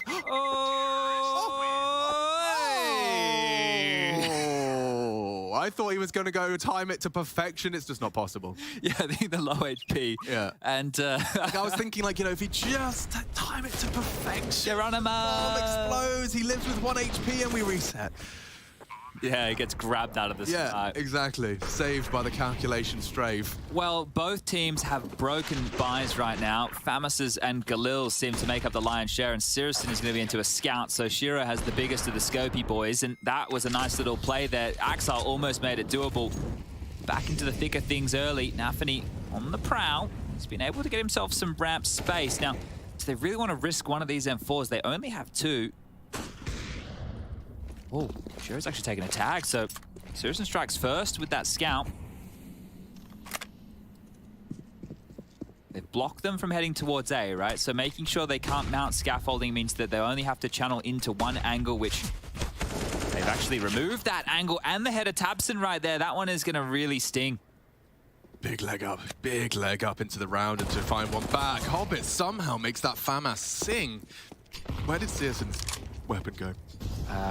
Yeah, that... I think he was trying to get the Tabson AK, right? So he's dropped the scout so he can get on in here to scoop that up, but spending a lot of time finding it, has now got it, and they still need to break Nafany and Shiro, who are both playing this scaff position. I mean, this does...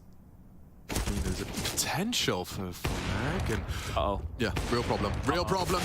Real problems. Sisson has just opened up the A site. And he got the AWP. What a swing. 4 versus 3 becomes 2v3. I feel like they have to save again, though. Like how do you go for this? 2,400 loss bonus into the next tier? They're not going to get caught out by an Axel ramp again, are they? Ah, maybe not. Well, that one is done. I just wanted to see where Inter's smoke lineup goes, because it was a bit different to the one I normally see. Was it Crane? It's just a retake smoke, I think. Yeah, where is it? Crane. There you Crane? go. I'm Oh, flying okay, around. But Big back in the lead. And look, in the last, where are we looking here? 6 rounds of play, they've won 5. So this half has been absolutely spun on its head right now.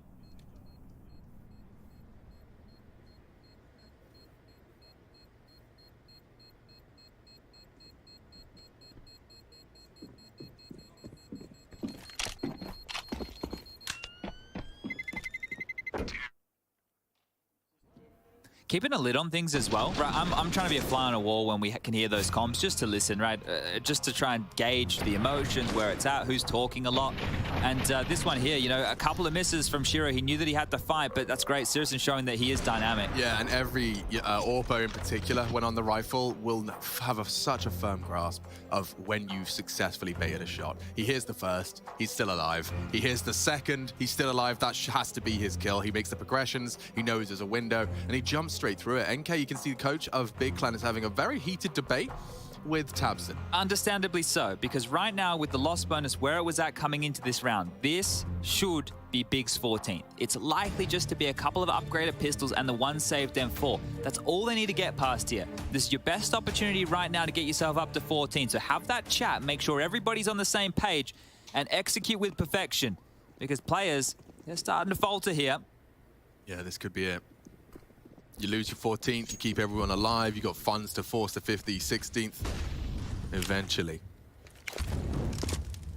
This one's the gimme. You can see an alternate approach from Favor. Now, he hasn't been having the most fun up against Axal's B hold, and they've gone forward to mid to B, so there is a huge opportunity to walk into the A site for free. Yeah, so the real question is here, how long do Big take, right? Because the longer they take, the chance for players to push or rotate comes on in. Now, they would have to do it silently, because we know how this map plays out. Big would be able to hear everything going on above them, but right now, combing through. Favor not home. Rotation now starting to cheat over. This Hobbit flash and go, this is everything for players. tabseN catching one just ahead of that move. Nafany trying to actually get info back. Oh, tabseN could get caught out here. Did he get spotted? I think they did. They spotted him out. And that's the end of Nafany's 5-7 potency.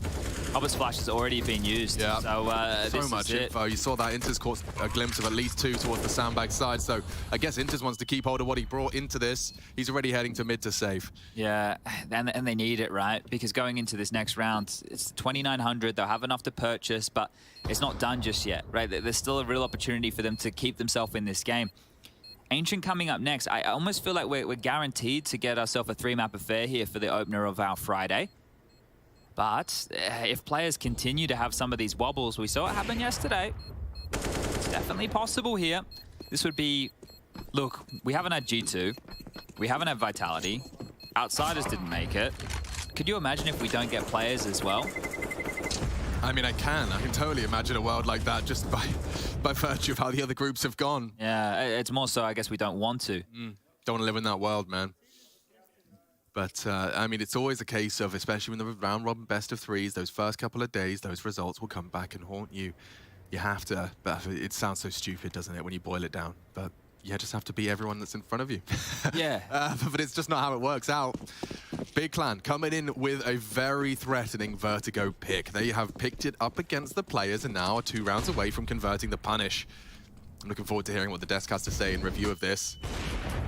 And that is going to be coming up straight after the conclusion here. You got Trace, Stunner, Sorrenthus, Cassard and YNK. Big brains to be picked, and Nafany looking for his 10th frag to pick up.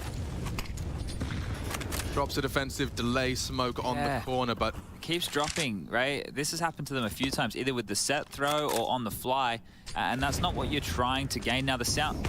Wow. Oh my lord. What a find from syeTSN. That, I don't think I've seen that all too often.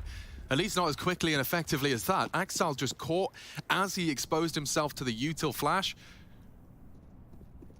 That's one of those moments where just with the X-ray you can see what's about to happen. Like it's the car crash that goes in slow motion. Yeah. Right? You're witnessing it and you just know. Oh, and now you know it's about to get very, very tough for players here to defend in round 27. So what's the dream scenario? You know there's going to be someone who has to rotate into B with the absence of Axile. So do you want to just commit to it or sell it? It looks like it is going to be the former. The thing is, Nafany's poking forward here. So if he clears out, they can still rotate Hobbit back in time. Shiro won't be able to respond. He's stuck at Sandbag, and actually, Nafany's parked the bus. So Inters, this is all on you, my friend. Your smoke, your molly, it has to do it all. Inters to try and save players. Extinguish, nade. They know he's there. 50 HP and staring into the grave. No one can Void. flash for him. That'll do nicely. Double nades. There's already 2 smokes up as well. Nice find from Hobbit. Time's an issue. Has to save them now, and he has got the bomb loose again. Oh my god, 9 seconds. Crimbo, move. Pick it up. 4. Bodyguard down. Tizian saves the round. Tizian has saved. No! He hasn't. Denied by Nafany in the last second. Good god, that was close. Oh. I thought Tizian had done enough, but Nafany was sprinting the whole time from a ramp push.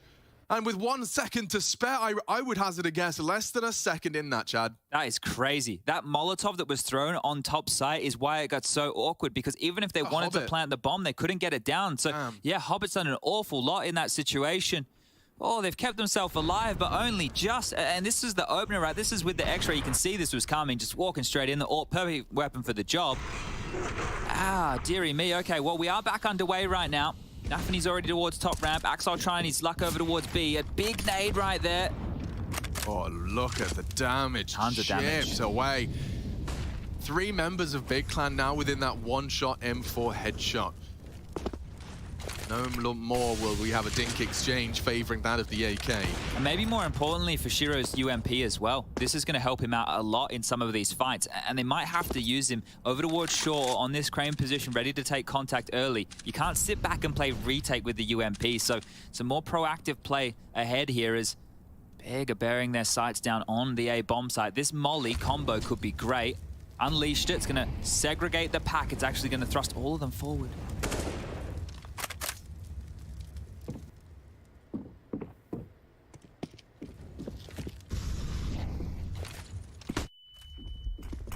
.50 seconds as they re-smoke short. Hobbit got one elsewhere. And there was Tabson to fall down as well, which is the leader of the Big Clan pack. 40 seconds and they are just congregating into a stack. This is such a luxury for players. They get to set everyone up. Nightmare to clear now. Searson's low HP and likely going to that's nice. Yeah, damn. Hobbit actually with the boost finds the AWPer. And they've only got 25 seconds now. Actively fighting, little bit of util, the biggest of flash pushes. Faven and Tizian make it interesting. What a shot out of Crimbo. Faven plants. Axel thrust into an impossible 1 versus 3, and he will throw in the towel. It looked very sketchy there for Big Clan. Oh, that shot that Crimbo gets onto Nafany, right? He was just spamming through over towards the short position and gets them 1 back there. If he didn't get that kill, Hobbit had the one from top side on a Searson, and then it would have been a 3-on-5 situation. So that was a very, very important kill to get, and then they just exploded, and it still caught the players off guard. So Big are the first to 15 here, and you consider where the finances are at right now. 2,400 is the loss bonus into the next. Axel could drop an M4. That is looking like it's going to be it. And it's not the first time players have had to operate with lion's share of FAMI, and they're going to have to do that again. Look at this one. Cheeky little off angle here by Hobbit. Not an expected clear by any means, but how much does Hobbit have to do to try and keep his team in it? And then the segregation, left side smoke, isolate the short fight, come on in. Faven hits a big one onto Hobbit, and then Crimbo, he wins the round with that kill right there. Great stuff from the young gun. And it's a deeper smoke on left side. It does mean that if you're an elevator and you want to contribute, Crimbo has your line, has your ticket. So frustrations mount. And 2 rounds, 2 opportunities for Big Clan to finish it here in regulation. Feels like the best opportunity, doesn't it? This is the best opportunity. Good God, look how light their util's going to be. If you just don't die in the first 20 seconds, you're going to have such an advantage. Precisely. Precisely when you look at the smokes throughout. Oh, I mean, I was talking to Big Clan, but Nafany is the first candidate. So low. Nice find. Shiro bails them out of trouble, and Nafany has caught them out. What? 10 HP. Tabson completely booked by the avant-garde maneuver. Have to take some space, right? They have to take something back. They know this is happening, and Shiro repositions but goes on down. The dink, it's not enough. Looks like they can start to set up and play in limbo in this mid position right now. Faven can join the tail of the pack with the bomb. Doing it again. Not again. Nafany, you criminal! That's so naughty. He had 10 HP for all 3 of his SMG frags, and that's the power of positioning, folks. We said this was their best opportunity, and it's been squandered. Faven knows Inter's his left side, does he? No, I'm not even sure if he's ready for that. Yeah, Inter's MP9, good for it. Pound for pound, they shred through with just the SMGs, and what a contrast from the round prior. Oh, dear. Big Clan, I mean, that's one that's going to perhaps lead us straight to overtime. You've went with all the bells, the whistles, the AWPs, the mollies, and all it takes is a little bit of magic from Nafany. Look at him breaking all the rules. Big Clan. How German of them. They expected him to follow the rules. Yeah, well, he crossed the road when the light was red. There's no cars coming. Yeah. So he survived. Exactly. Yeah, funny that. Oh, okay. Oh, goddamn. Hobbit gets a double. Favor's kept it level. Welcome to the last round of regulation, folks. It's already deep. We're in a 3v3 mid-round with Citizen walking through a smoke into Shiro. Everyone is throwing caution to the wind here, trying to find a little bit of a Nafany timing. The 2 newer additions here, 2-on-3 situation for the 2 of them to get this done. It's not going to be an easy task. But this is very cool. You get to see Crimbo and Faven partner up, demonstrate value directly to their more experienced colleagues. Now they must know a flank is coming. There is a timer on their progression before they have to worry about ramp. And they've beaten it. Now Shiro's playing a very passive line, and he will ward them off. They know where he is, they know there's a flank potentially. And that's perfect from Nafany. Couldn't ask for more. Completes his objective, denies the plant. And Faven, I assume, was spotted short with Shiro, so first good crosshair placement. He'd love another fight before that bomb, and he's got 30 seconds to find it. Oh no. Didn't even fake it. Fake, but it doesn't stop. Oh, caught out and saved by the AWP. We go to overtime. 15-15. So much to play for here. This is Group C. Players already with a blip on the record. They have to convert up against Big. And the pocket pick of Vertigo goes to OT.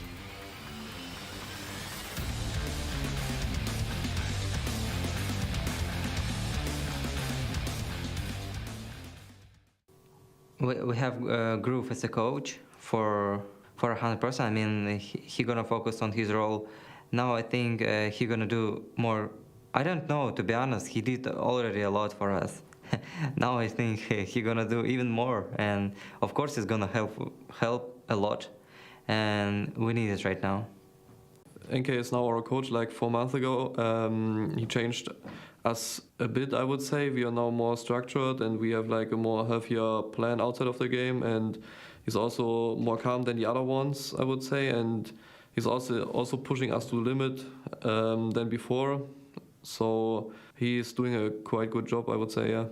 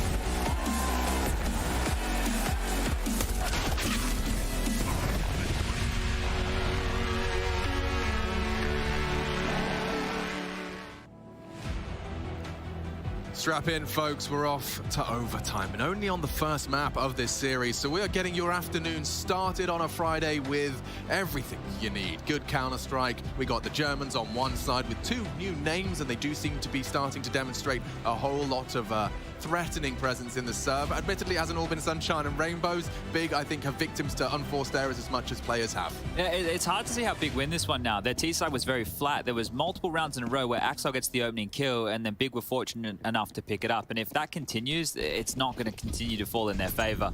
So let's see.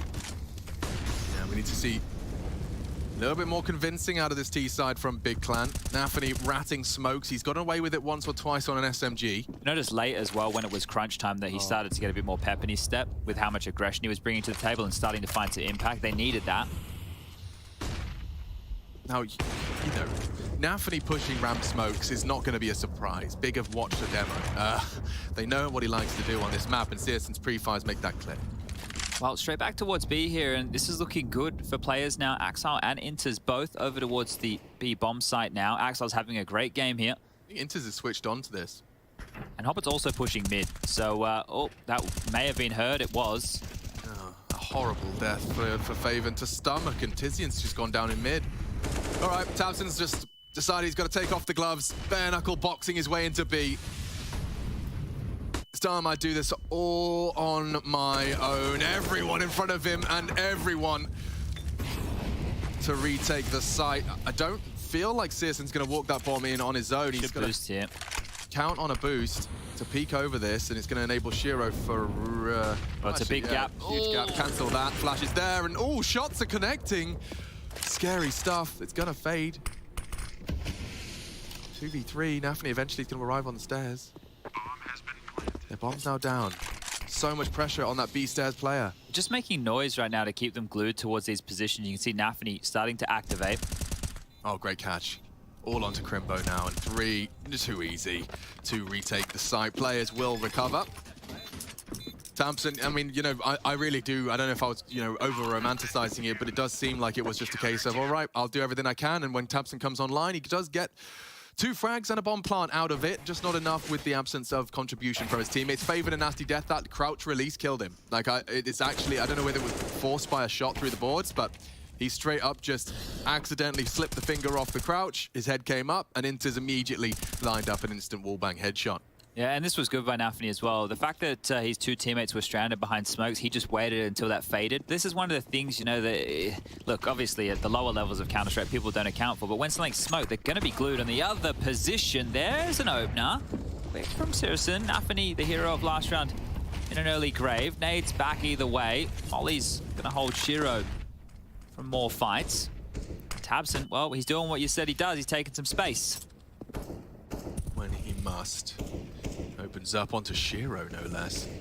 I like that. tabseN's just cleared ramp. Never mind. Yeah. He's taking a leaf out of the I'll just do it all on my own book. He shouldn't have got away with that, but that's the thing. He's having that type of game that you're talking about here, so he's just destroyed them. He's just absolutely destroyed them because he was going up solo, right? And there was so much contact there. There was the mid walk, there was obviously presence elsewhere, and he just gets 2 kills from absolutely nowhere. So great stuff from tabseN. If that's the way they win rounds, then maybe they can win this game. This is the opener. Peeking before the smoke blooms. Nafany getting a bit cheeky with it.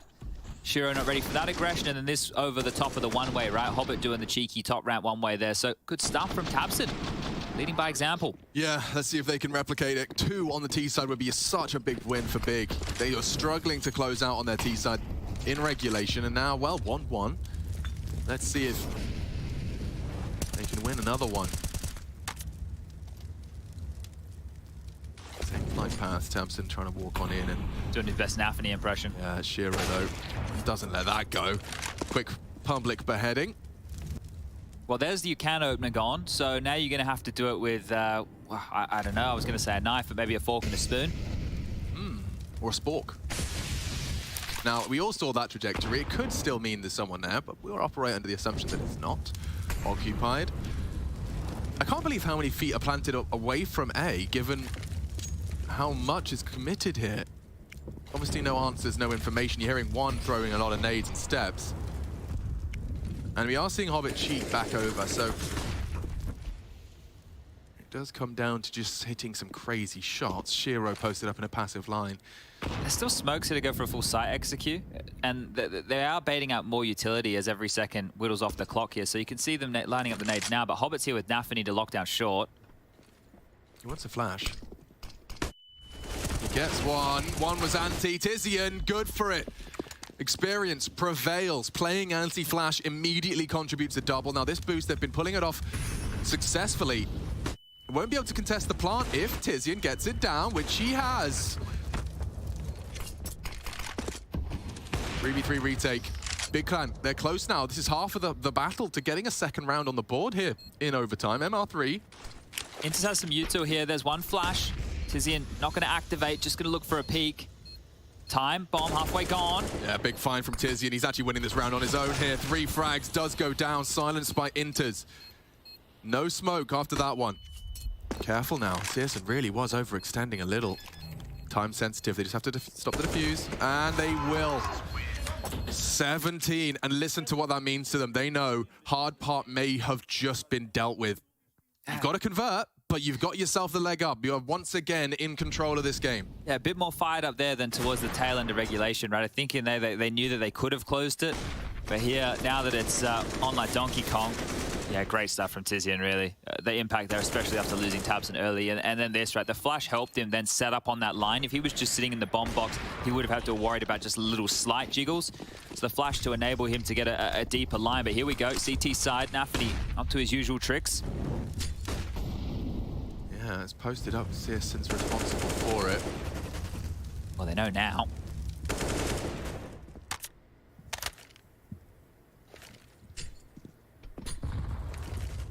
Okay, looks like Searson's about to have a very hot and steamy welcome.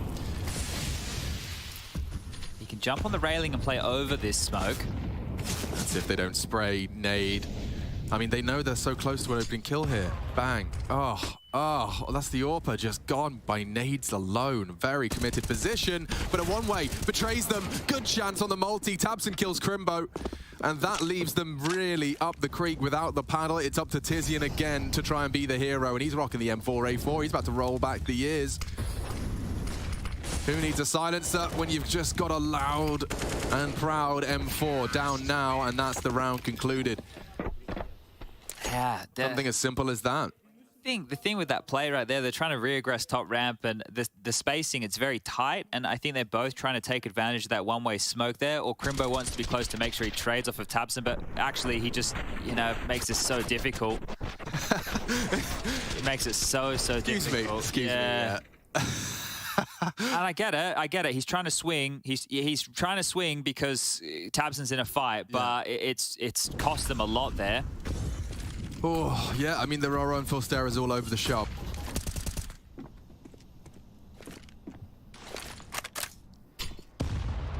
All square, all even. Big Clan's pick. Ancient next. Ancient next. God, strap me in for Ancient. They are progressing, and I can't help but feel that Searson is going to have to worry about the scaff wide swing eventually, no? Is that not anyone's responsibility? That molly's just faded, right? So they have to know now they need to pivot back, but they're staying very forward, very stubborn on this. Oh, it's an absolute massacre. Hobbit takes 2 ramp holders down in the same amount of seconds, and that will propel them into a man advantage on the site. Tizian has to cheat Faven the same. That could have been it. That could have been the round right there. Big Clan, gotta hold on now. Crimbo has to deliver.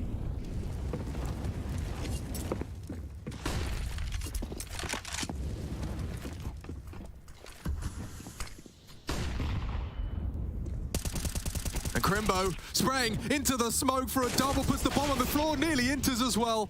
May not expect Tizian, maybe.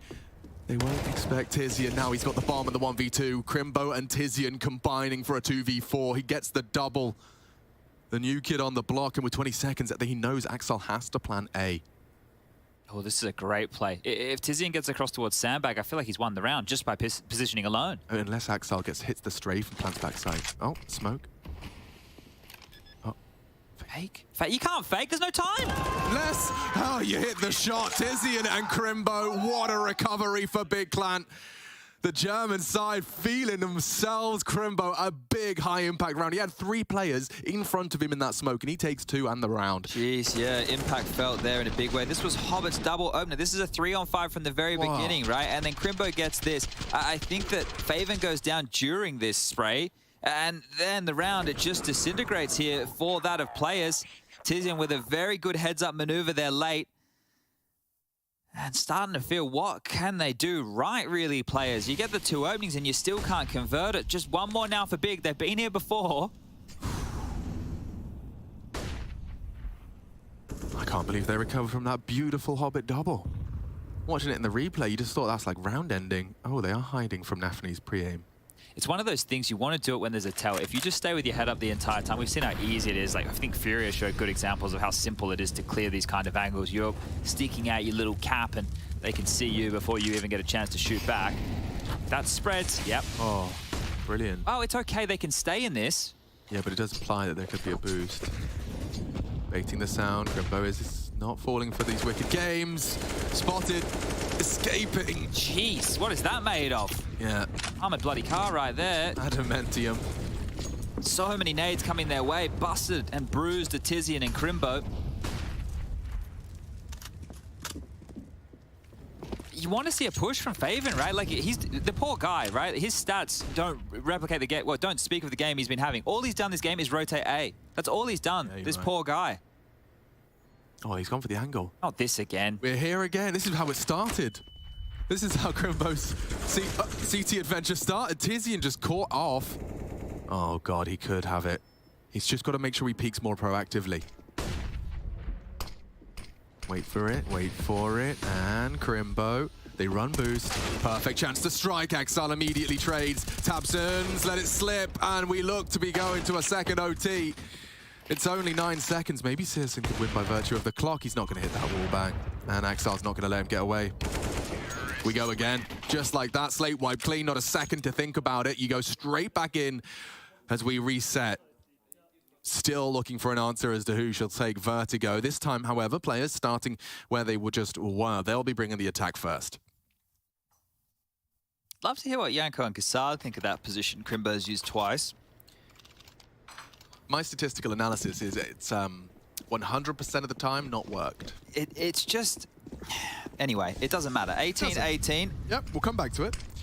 I'll let the analysts lose their mind over that. I'll just lose my mind over the action as we surely at some point see something a little bit different, right, players? Or, alternatively, Big, you take a risk. You push mid, you push B, you take some space. You make them feel flustered because right now they're able to execute A without any qualms whatsoever.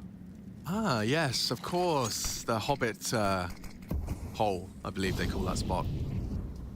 What is he doing here? Is this him you being... can't shoot my headshot. Is that him being anti-flash or something? I don't know, maybe he was just having a chat. No, but legit, Can't get flashed if I can't see the flash. Yeah, true. Oh, up we go again. Oh, man, I've seen this before, you know. I reckon I might have seen this for about 30 rounds. So. It's a bit of a rerun here, right, isn't it? Really recycling the TV. Oh, Searson has just pipped a perfect gap. That I don't know how much is that just perception, but he's nailed it. This is the remastered edition. Oh, okay. Yeah. Remastered, when they released on DVD. Yeah, well, the director's cut is... We're already in the director's cut. True. 18-18, and we start our MR3 12-5. So you do... Something different. See something different. They're going B. Faven, salivating. He has to get a kill here, surely. All he's done is jiggle. All he's done is this, and then go A. Now he gets to do this and stay. I love the run boost that lands on the box. I know we're not getting it now. As I think they're coming B. Yeah, it feels different, feels weird, feels good for Faven. Double, maybe even a triple, because Inters has not got any hope here. Big Clan successfully deal with a very flaccid first round out of the players. Okay, well, you know, keep trying the same thing over and over again, and it finally pays off for Faven. So, lucky boy. Gets a bit of action, doesn't just have to rotate. And realistically, that's one of the things where stats don't always tell the whole story of a game, right? You need the context of, oh, which bombs have them hitting time and time again. And going in and retaking a site when you're in a number disadvantage, that always sucks. That's never a fun position to find yourself in. So make sure you add that one to your little HL TV forum comments, guys. So here we go again. magic number this time is 22, as Axel has been quickly forced on back. Smoke does the same to Sirison, so the smoke and mirrors game continues, and that's a nice little scuttle on down. Anthony's taken a chunk of damage there, bullets and nade.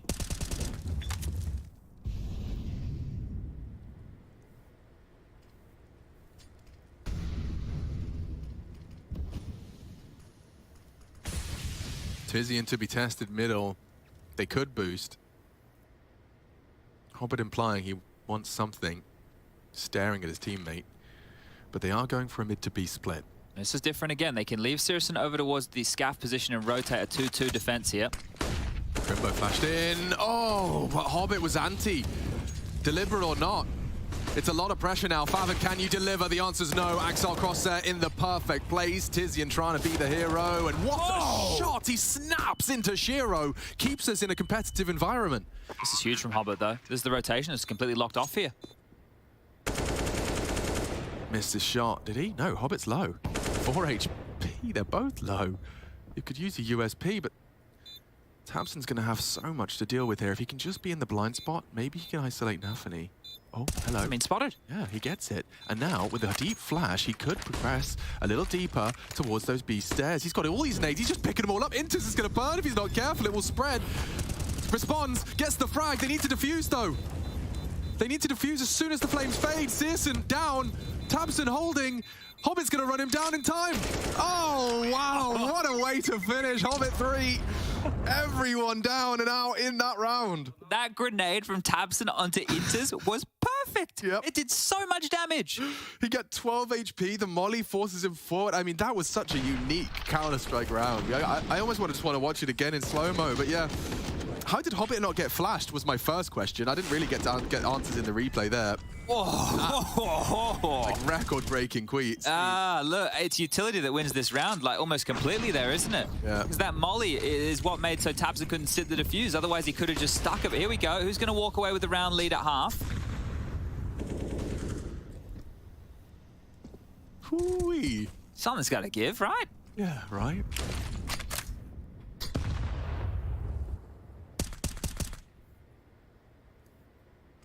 Boy, Tabson has 693 utility damage and Inters has 800. Sounded like you said 800. 800. Wow. 802 to be precise. Damn. I mean, I think anything close to 1,000 is usually the sign that you've had a crazy game. 800 in utility damage. 4 of them gathered here on ramp, so much more back to the standard playbook. Wow. Okay, Searson. Well rehearsed on his clears, catches Hobbit poking his head out of his front door. They've just used some utility here, so they need to do something with that. I know that you heard the extinguish, but those nades to try and facilitate a bit more of an aggressive stance. Sirison up, at least he's facing from this position. Might catch one off guard. Oh no. Axel does go down, but Shiro catching Crimbo, and that's so perfect. Tizian just doing the dance. A double flashbang in the face of players, and it's cleaned up. 20-19. 2 CT rounds secured, so the bar's set for Big Clan. Not only does Inters have 805 utility damage now, he has 29 effective flashes, and for Tabson he has 34. So they're doing a lot of utility work, these two. And they're both towards, well, I would say the top of the scoreboard. We are in OT. Both players have a lot of frags here. 26 for Inters, 34 for Tabson. On the other side is Axel with 32. He's cooled off a little bit. Here we go. Look at that flash. Just 2 of them with their hand above the face. Round lost on the back of a single $200 grenade played to perfection. Number 22. If we go 21-21, we go again, and we'll have an ad break first before we get into OT number 3. So keep your eyes tuned, all peeled. I hate the idea of peeling my eyes, to be honest.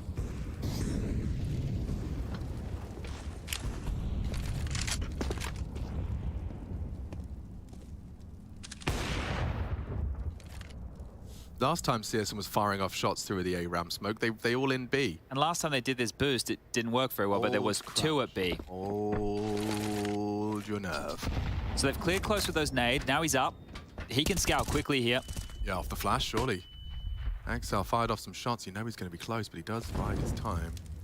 I don't know if Axel is aware that Faven's so close, but they're leaving him to lurk. They're not actually using this to execute. This is like parking a player in connector or Mirage and then hitting B. I guess the thing is, maybe if Faven his footsteps, then he can go into the site and kill one in the back, but they need to pressure A, and time is the biggest issue. 35. Oh, wait. If Axel goes any further, he could be susceptible. But they've got at least... Too late. I feel like they have to go A. Yeah, they're going now. Shearer's got a smoke for that. Boys, where are you going? 20 seconds. Now Faven's got one of the two. There's another player there. If they go back, Axel's still here. Axel's there. Faven doesn't quite finish the job, and this is a weird one. Round's over. 13 seconds, Big Clan. You got to find a way in, and that's something, but the denial is still so imminent. You could just deny it. There it is. Yeah, Chad's not wrong. What a ugly state of affairs for Big Clan there. Is it easy to think to second guess yourself when it feels too easy to get into the site or too obvious? I think the thing is, the thing that really stumbled across them there was that late sandbag smoke that was thrown, because it stalled them out. It was like, hold up, well, he's here, we don't have enough time to clear him, it's probably better if we just go B, and Faven got that kill. But yeah, like and it was Inters as the first frag, so I guess that makes him feel that maybe they were doing the setup where Axel was mid. We've already seen that, so it's not the worst of times, but it was a good play by players not to over-rotate, and his players again, Nafany onto Tabson, game leader on in-game leader action. It feels like players now, that's the breakthrough they're looking for, right? Yeah, opening kill from Nafany in the feed, and it's on to Tabson. I mean, he lives and dies by that opening maneuver. He's died 33 times. You know, there's testament to his commitment to the cause. Wow, into long range, spots out the boost all the way from CT. And so time to regroup, retool, and try and apply some sort of overcoming of the numbers disadvantage. I think we're going to see a repeat of the last round, because Shiro and Nafany are still in these forward positions. Shiro's over towards Sandbag, Nafany continuing to jiggle from top of Crane and ramp, and if they go B, it's the one-bird combo of Inters Axel with Hobbit ready to chip in. So I would quite comfortably call this 21 for players before even seeing the last 50 seconds of play here. They'd have to miss some shots. Yeah. You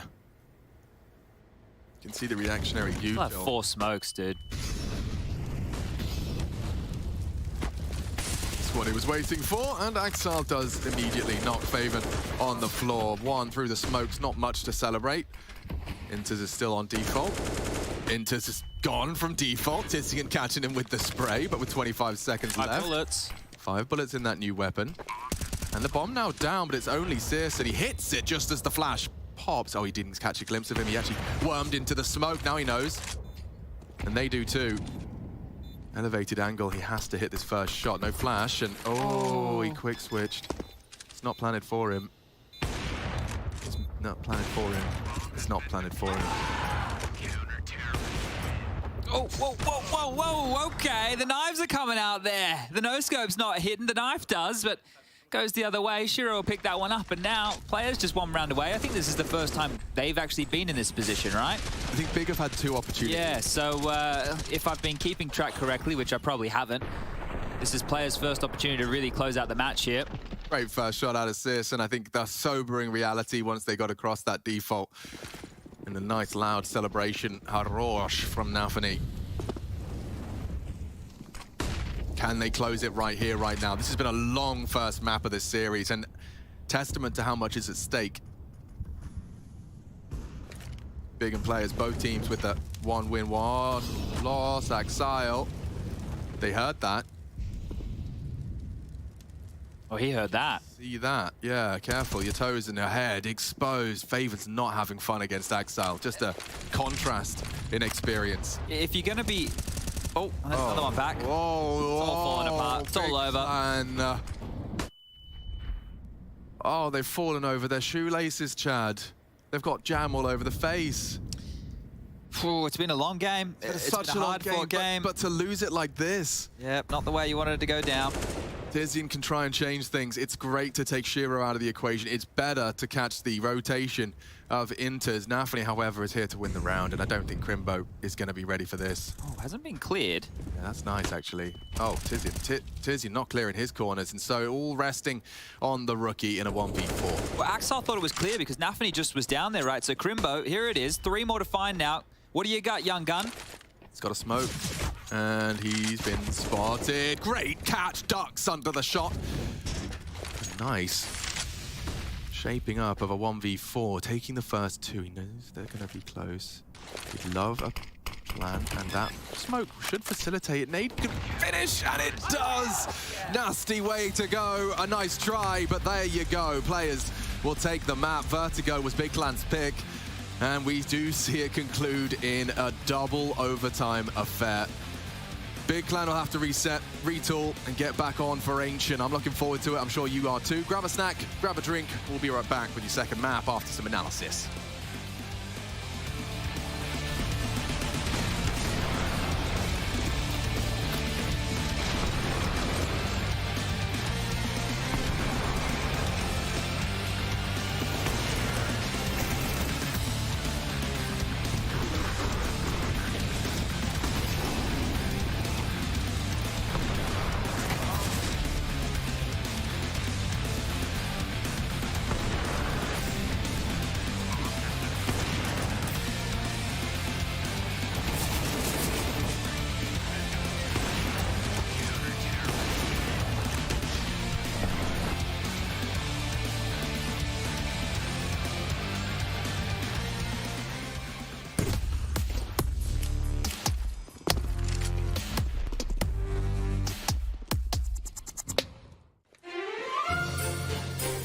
What up, Future Pros? I have a nifty fast A smoke I saw Apex throw to help you on your pistol A rushes. You throw this smoke from the T spawn and it will block off the left side of the A side, allowing your teammates to run up short with a bit of smoke coverage. To throw the smoke, first shoot out the glass above. Really, this is the only one you need to break, but shoot them all anyway. Then get yourself stuck into this invisible corner next to this beam. Aim between these two dots as shown and jump through the smoke. This smoke will soar through the sky and land perfectly to block off the vision of short from the bomb site nice and early. As long as your teammates take out anyone playing close, you will have a decent standing to win the round. Good luck and rush A?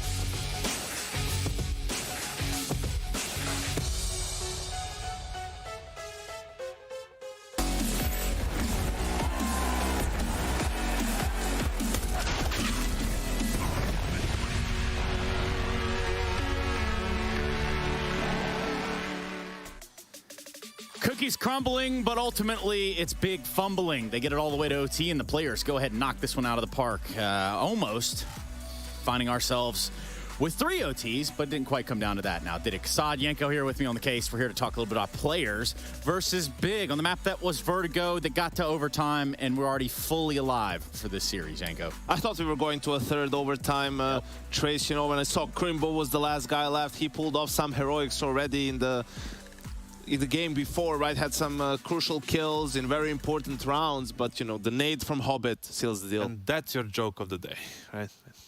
Him What's your joke of the day, in the last Kasad? round, 1v4. I don't think it was going to happen, right? Oh. That was kind of even close.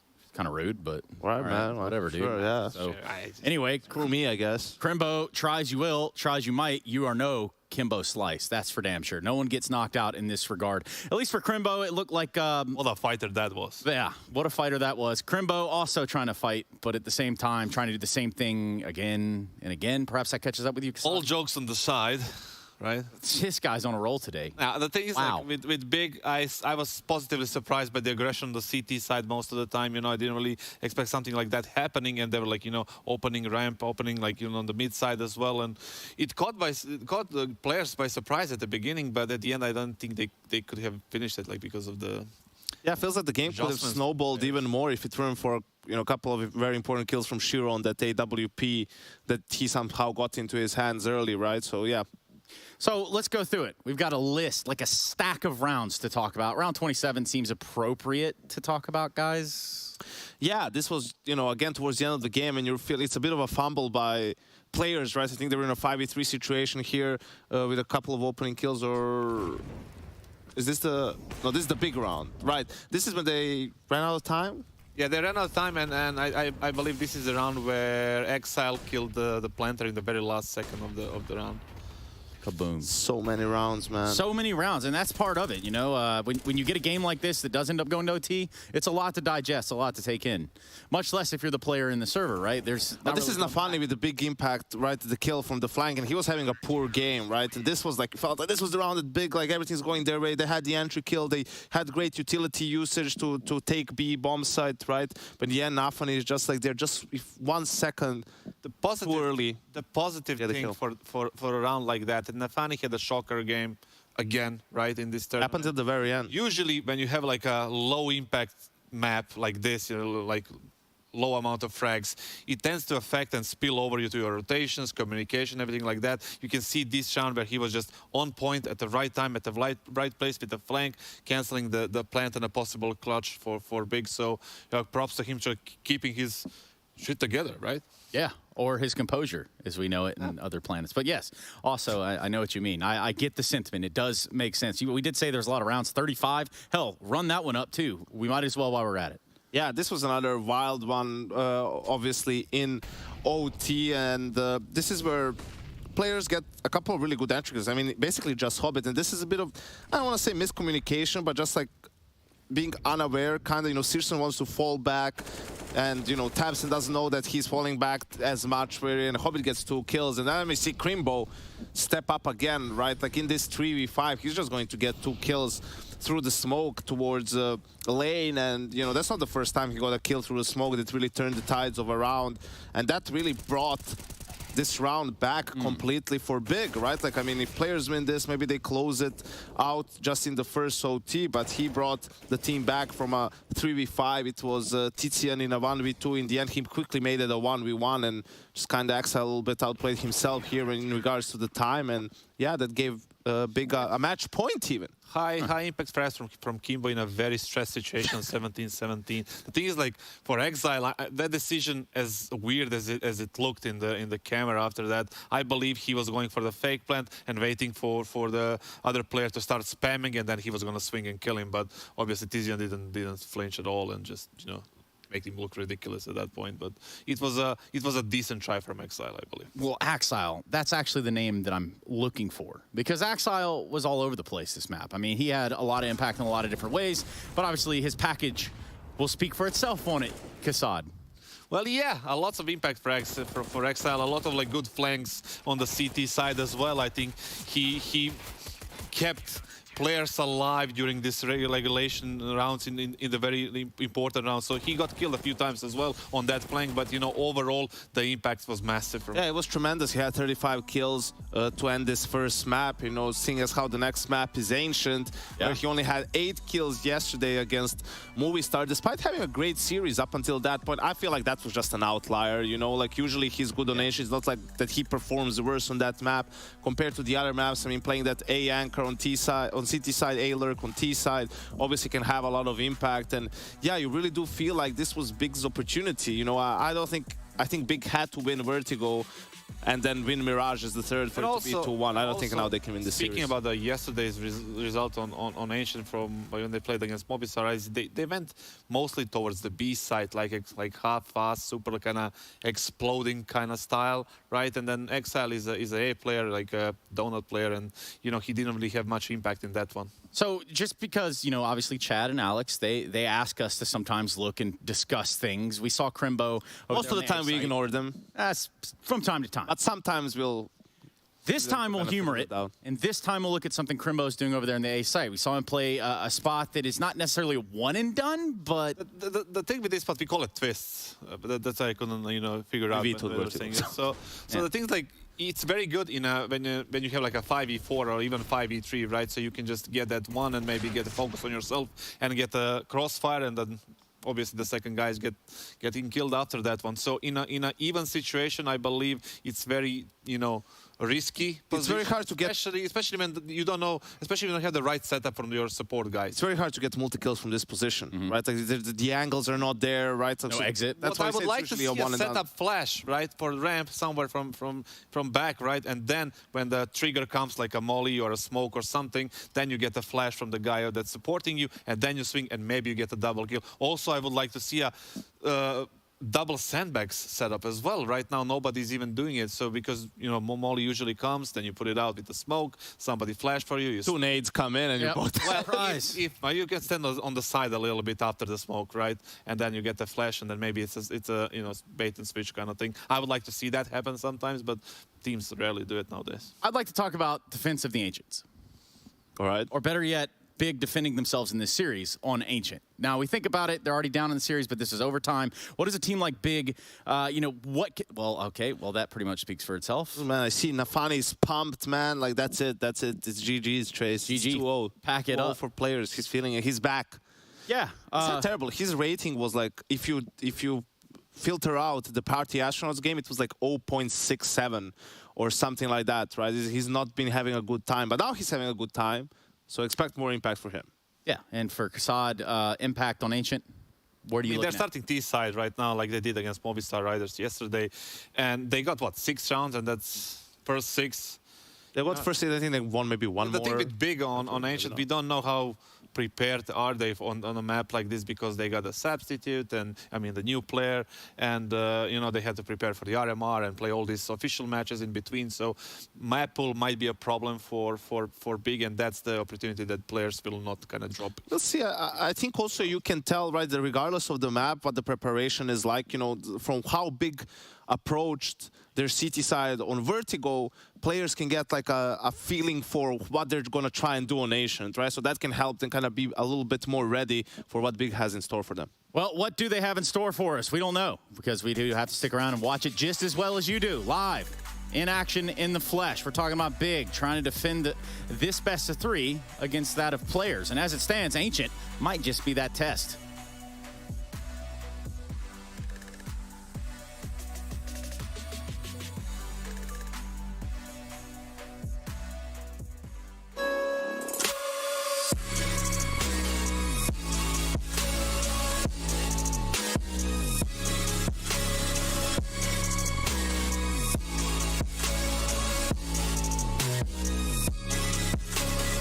Love it, you wear it. What's your style? Get your merch at shop.eslgaming.com.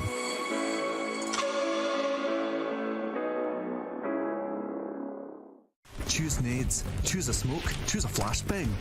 Choose team badges to support your favourite CSGO team. Choose an ESEA Premium membership. Choose routes you know bring in wins. Choose pro video tips. Choose the fan club wars. Choose behind the scenes content. Choose good grades. Choose guns you know you can shoot right. Choose bingo. Choose the equipment you know is going to get your team the win thanks to heat maps. Choose the CSGO Hub Premium, the complete package to help you and your squad achieve all your CSGO goals.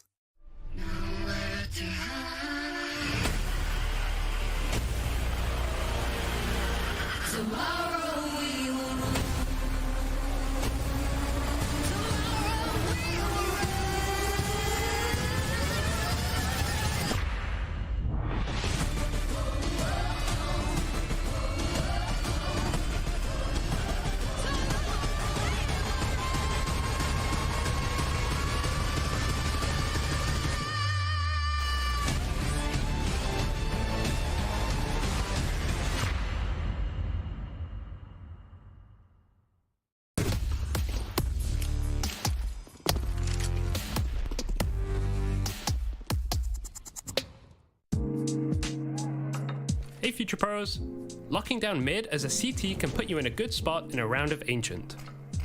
So let's check out the smoke incendiary combo that the Chad Sponge Virtual likes to throw. Get into the middle of the doorway just before the stairs.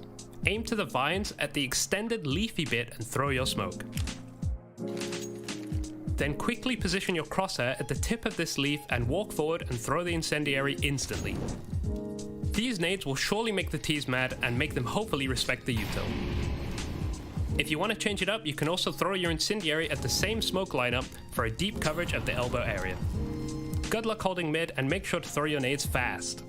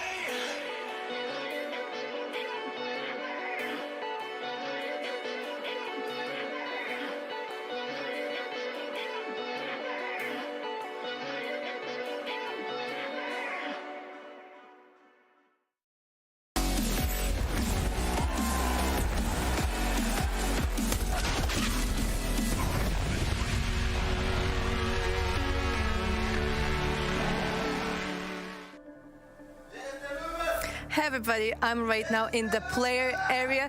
You can hear some guys in Big trying to motivate each other because right now they're going to play Ancient. But actually, before the whole series started, we didn't see Gvu for a really long time. Then he walked in, he was like, okay guys, we have 6 minutes, let's go out, let's discuss. It took them double overtimes, but they managed to take Vertigo. Right now, it is up to Big to get us to a third map, or maybe players will close the series with a 2-0. Big A, as always, ate some food before the game, so maybe that vitamin C will give them energy. But let's see what happens. Let's just go to our casters, Chad and Machine.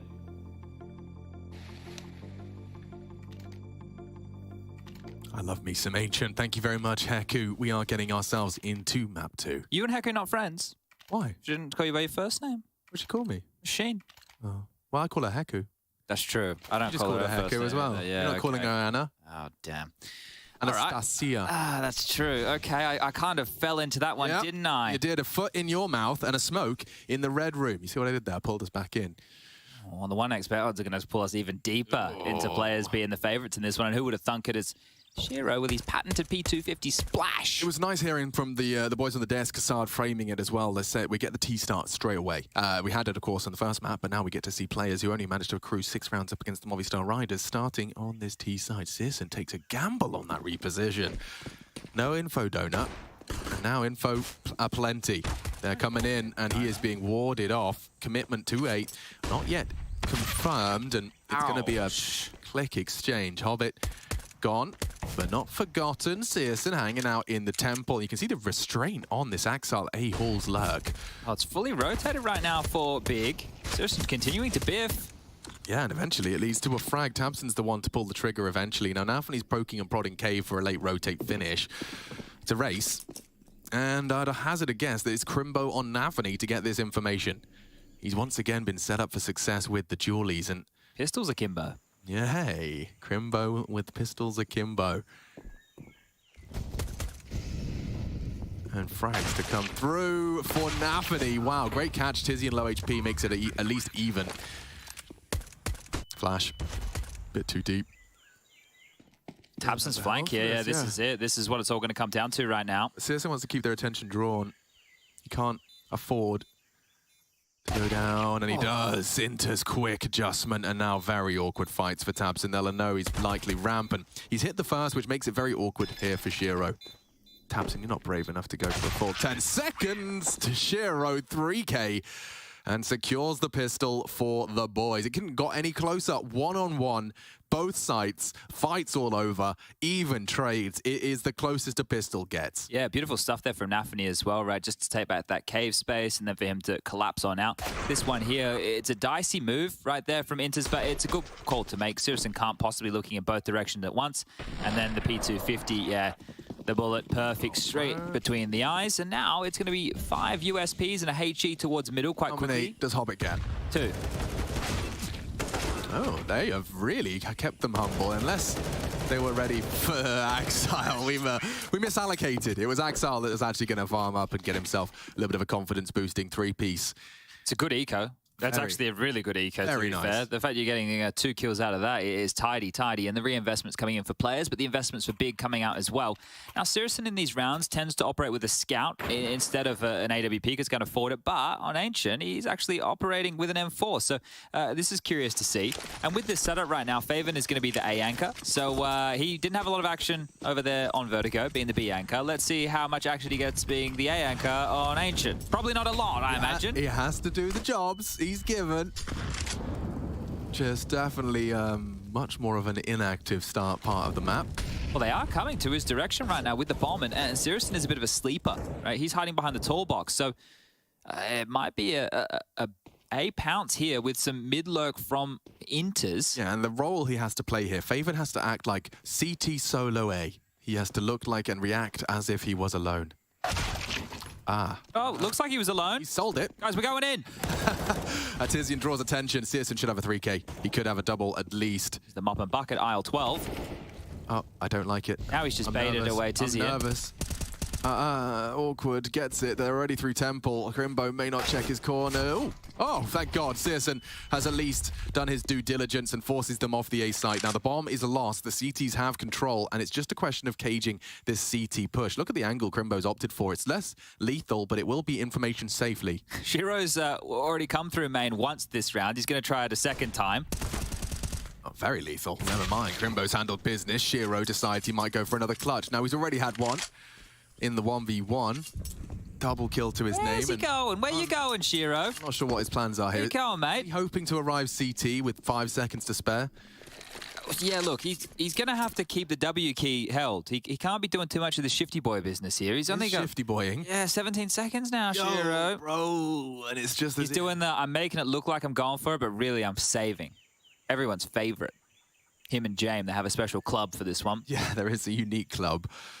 But for a second there, we thought he was going for a round-the-world maneuver. It's not worked out, and Big Clan take the round, and good damage. He gets another one. Oh, having a pop and a squat there. You can see the corpses of the, the player that Sirison let through, I believe it was Hobbit, does shut him down eventually. We can see this. I mean, there was a lot of opportunities for him to strike, and the way Sirison handled it in the end, it worked out into a round. It was like round winning. Take down Nafany, and it was the second frag, this one here.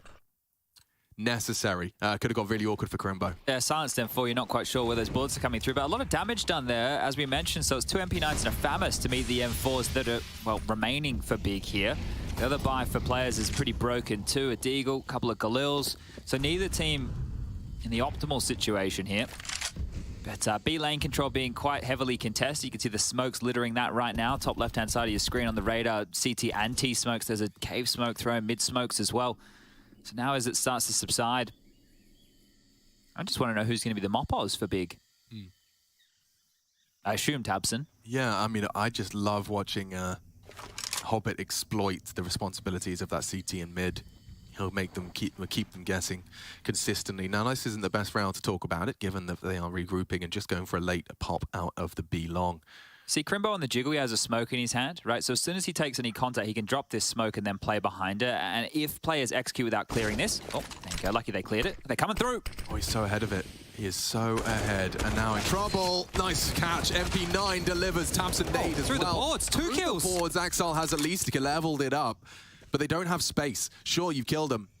Rotates through, unconfirmed now as to how they have to position. I can't believe you just got both kills through the boards right there. You can see the X's on the map as they lined on up to that 35 bullet spam straight through the paper-thin wood. Good to have it bangable.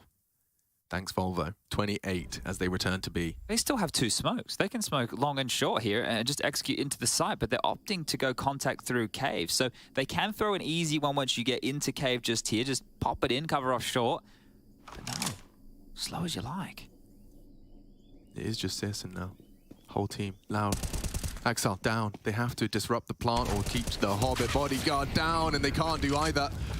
A 2v2 established. Faven to try and play retake. Util dumped. Hobbit is now dead, and Faven's not doing well. Nice rundown. Tizian saves the Big Clan boys from a red face there, and it will be a loud celebration. I think they really do want to try and get under players' skin. I think the mental game is one that Big Clan are going to have to try and exploit as well. Ancient, this is players' pick for a reason. Very threatening with Axel through the boards, but Big force them to swallow their pride. Yeah, this is the double kill I was talking about there. You can see on the X-ray them lining up, so he's fortunate to get that here. Curious to not use the smokes, right? Contact in, yeah, okay, you want to catch them off guard, hope that lulls them into a rotation or whatnot, but you didn't have the smokes down there. We're happy to push on through, and that's one of the keys to success here for Big. So down to the pistols for players. Julie's for Nafany, a P250 for Inters, Deagle for Hobbit, Shiro saving for an AWP will just find himself on a Glock, and Axel has a Tech 9. So you get a true smattering of all the different pistols that you can purchase right here. I think quite literally, actually. The only one we're missing is the CZ, right? So get a bit of everything. Ah, lovely. Tizian gets to put on his straw hat. And Sirson does as well. $1,200 injected very quickly into his bank account. And Axel, yeah, his fun and games never really got started. He was responsible to cage NEA aggressions and now finds himself at spawn with the bomb and 0 territory. We can assume that this one will peter out into a Tech 9 walk to A? If he just chills around here and starts to account for Sirison's push, he could find himself a free gun, right? So if I was going to start to, and I know it's only an MP9, but it's still a gun. It's just the thing is he'd have to account for this, and the T-spawn push from B, not too common. Yeah. Sirison's not a knifey boy, is he? I don't think Sirison will even clear this angle. Oh, there you go. He will. He's a knifer. 1,500. That's a very, very good round for the AWPer. Not only does he come in with $7,500, but he farms himself up a lovely haul there over the course of 2 SMG frags and a knife. Well, we'll see both teams get out the AWP now. You can watch this eco bash here. Tizian thrust forward. This is the 2 MP9 kills you were talking about here under pressure, but the flash, that was good. And a timeout called. This time it's going to be from Groove. Just wants to have a little bit of a chat with the players before they go into this gun round. Enough for Nafid and Inters to buy, don't you worry about that. But just making sure they talk through all their options here. Now, Bigger yet to play an Ancient with Crimbo. They've played it with Keto. I think I was having a look, it's like 4 times. And there was, the last 4 times they played it, they only won it once. Let's put it that way. That's probably a little bit safer to play my words that way. So a 25% win rate, what you saw, but none of that is with Crimbo. So we're going to see what he can bring to the table right here. And we know that this map has a CT side bias. So we're looking for at least 9 rounds for that of Big on their CT side. It was enough for Movistar Riders to get it done. Let's see if it's enough for the Germans. Close mid smoke, so not opting for the deep, and Tizian putting some bullets through. Limp the molly behind that. The thing is that molly will subside, and Hobbit can even play behind that smoke and link up with Inters here. They're trying their luck towards A again. Now they have a little bit of mid pressure. They have a bit of B lane pressure, and now they can start working on this A execute. This is what you want to do if you're going to work A, is make sure you're pressuring the other key points of the map here and keeping the information barren, which they've done a great job of. But is it a lurk? Is it an execute? Looks like they're just going to poke their head in here. Maven's got caught out once. Can he find it on the angle again? They crouch under the peak. He's being swung on. Very scary times. Good bodyguarding from Tizian. 2 out of Donut. Posted up. The Orba looking for the glorious peak. Damn, Shiro tracks him. That was nice. Yeah, that was a Ferrari swing. Cut down Hobbit's gotten quick. to here. Yeah, and there's a lot to be discussed here. Shiro knows he's susceptible. Ready for that. Shiro is switched on. And Hobbit catches Tabson. This is all players, the individuals taking and punishing. Sisson here's Inters and misses his quick scope. Won't make the same mistake twice. Back to A they go. Surely. Wow, Shiro, he just got the message, he just got the memo. They're bouncing between both points here. Hobbit actually decided to go Donut instead straight towards Red House, which means that Sirisson's actually been able to get past. He can contend against this 1-on-2. Everything that Shiro did could be for naught. Shiro's just going to have to pivot now. Bomb through Donut. Time is of the essence. Hobbit gets the info. 15 seconds, Shiro going through mid. Searson switched on. Both of them so alert. So alert. The smoke complies. He's going for the full commit. And damage so high. 8 seconds. What are you going to do, Shiro? He's not got time. Searson has won the round. What? This is so peculiar. Everything Shiro did for nothing. And Searson just outbrains the bunch. Whoa. Okay. Okay. So, yeah, look, Hobbit, he went to Donut to secure A, but really, in that situation, he should have gone to Red House to secure the rotation. I think Crimbo must have been heard from Inters, right? I think Inters, the guy you see dying here, when he was up on B lane, may have heard Crimbo pushing spawn, because I don't know how Shiro was ready for that. You know, Searson gets this frag, heads to mid, and as soon as he hears those steps, it's just like euphoria. He just knows he's got to slow and take the fight. Talking to taking the fight. Look at this AWP. Flashed off. Crimbo can end the round right here. Shiro, dead man. Bodies dropping. Crimbo, the master of 3. And just repels the invaders. No one left but Axel. And gone. Just like that, as quickly as they came, they leave. So it was like a tilt type round into a clean sweep. So that is great for Big. Like mentally, they just had a really good pickup. And then as far as the economy and building a bank balance is concerned, it's even better. Another timeout called here from Groove. You can see he's just chilling. He's got his legs crossed. He's got his pen. He's got his paper.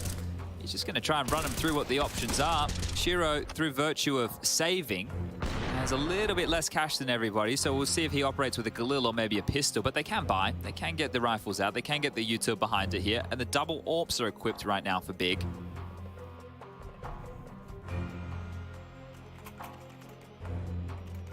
I think they're aware they're getting a bit of mid-space, because what Tizian's throwing is that, well, it's more shallow from the CT side, right? It's actually in the cusp of mid. It's not in the deep elbow part. So if he keeps doing that, I wouldn't be too worried about scrimming through if I was players with enough suppressing flashes. I think it would be something I'd be relatively confident in trying. They're not going for that this time. Donut, Infinity Molly, and top Red House Smoke, the standard stuff.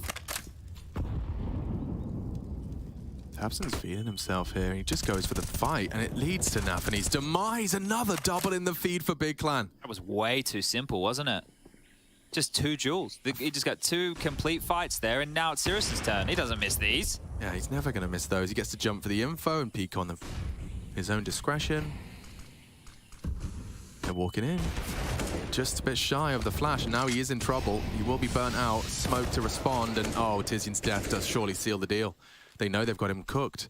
Cornered. Shiro doesn't want to lose the bomb in an overcommitment, but he is taking it ledge. Searson's not ready for this. Hobbit deals with it, and so a competitive approach. 2v4 becomes 2v3. Crimbo's done this before. We just highlighted it earlier where Shiro caught him off guard, and he's going for it again. And the cool thing here is players like to play these mid-rounds, right, where they will rotate back through quite frequently. So the good thing is, for Crimbo, if it was a B play, he would own them. The issue is, it's not a B play whatsoever. Shiro in red house. Hobbit applying some pressure now out through A main. He's flashed forward. He's baited some shots, and that, oh, that baited Tapson in, who's found another. Can't believe Tapson wins that duel. Shiro gets all the info and the element of surprise, and NK, I definitely think this is part of his game plan. I know casters like to give you way too much credit when it's not always due, but I'm just saying, I think he's well aware, you know, that the players are fragile right now. They were unsatisfied with their performance. They picked up a surprising loss yesterday, and he knows that this is the same map that they were probably analyzing and frustrated on previously. We had 3 players absent yesterday on this map, and now you're back. You're starting to pick up pace. You want them to hear how much you're enjoying it. Yeah, that's true. The Movistar Riders were loud as well, right? I think that's just more nature of how they tend to celebrate, but yeah, it definitely pays in, right? I don't think NK's had his voice this tuned in their previous affairs. Maybe he knows that this could be just that little extra to get them across the line. Now, Faven, this is a lovely angle to take. It's good for information. It's good for a good early frag. That is if Tizian is safe to hold a halls. Now, with the setup, with the buy, he shouldn't have too many issues other than him being run down by a pace change. It is Inter's flash, which could give them a go, but I don't know how he flashes from this position to permeate a spot like Faven sitting in here of Temple, so it's going to have to be a jump across. Yeah. Well, they do bait the shot, and Tizian's only got one. This could go wrong. This is going wrong. He's only got a USP, and he's being run down. Now another one down. Searson's at least kept it level. That's a bit of an oopsie from Shiro. He's walked straight back into the scope. Searson's giving free roam rather, to find the frags. Now, he's not got any hope, his Hobbit. He's cleared B. And tension drawn to that rotate. Tapson's got this one locked. Yeah. He's not even doubting himself here. Just hiding and using the jut of the wall here to give himself a bit of an orky angle for Hobbit to clear.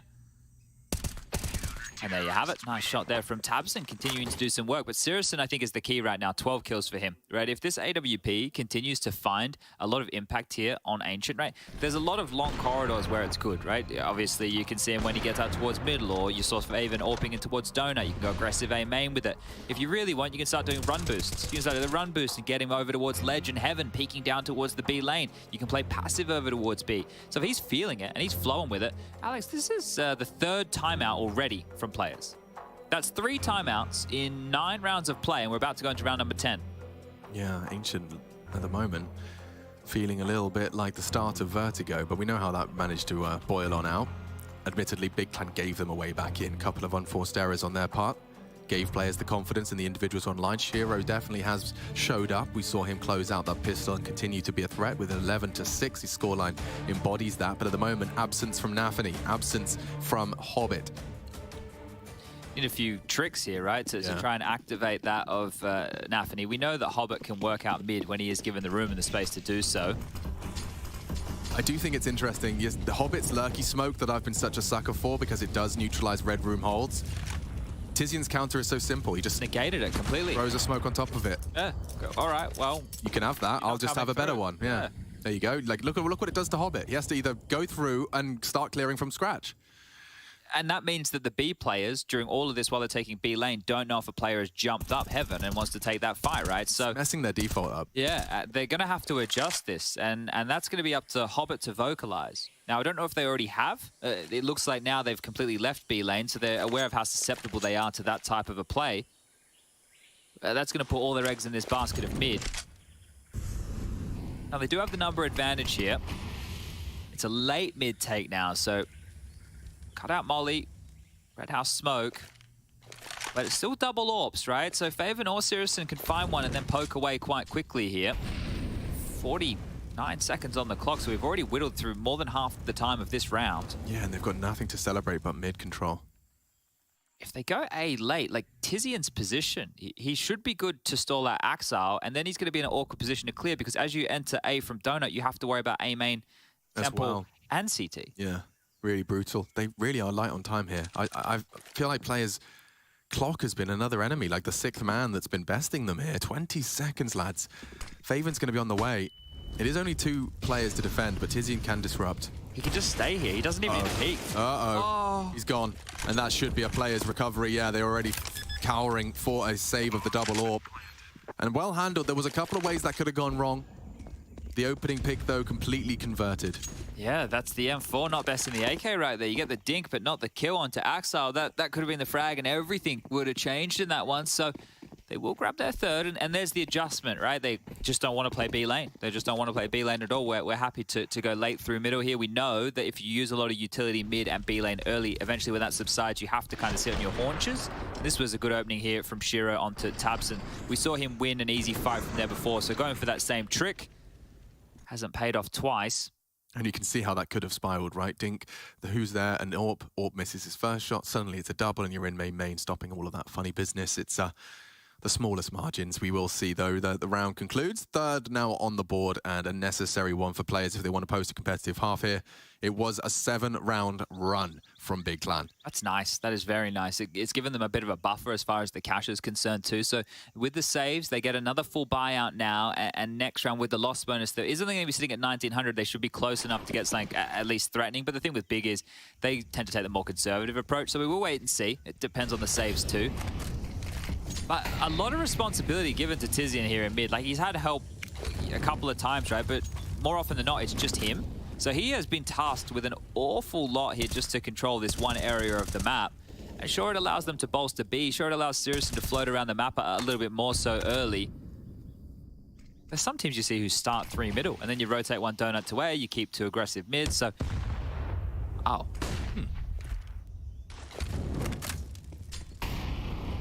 tabseN, very much determined to maintain mid control, lets Tizian soft rotate by dropping out of cave into mid. This is an adjustment, right? Yeah. If they played 2 in donut, or if they played a sleeper in donut here of tabseN, could kind of foil their plans. It's a really cool adjustment, because it looks like players are going straight back to the same play. They want to fake it out, flash out. Smoke is the same feeling, but with a different setup. Tizian trying to tap a couple of heads on the cross.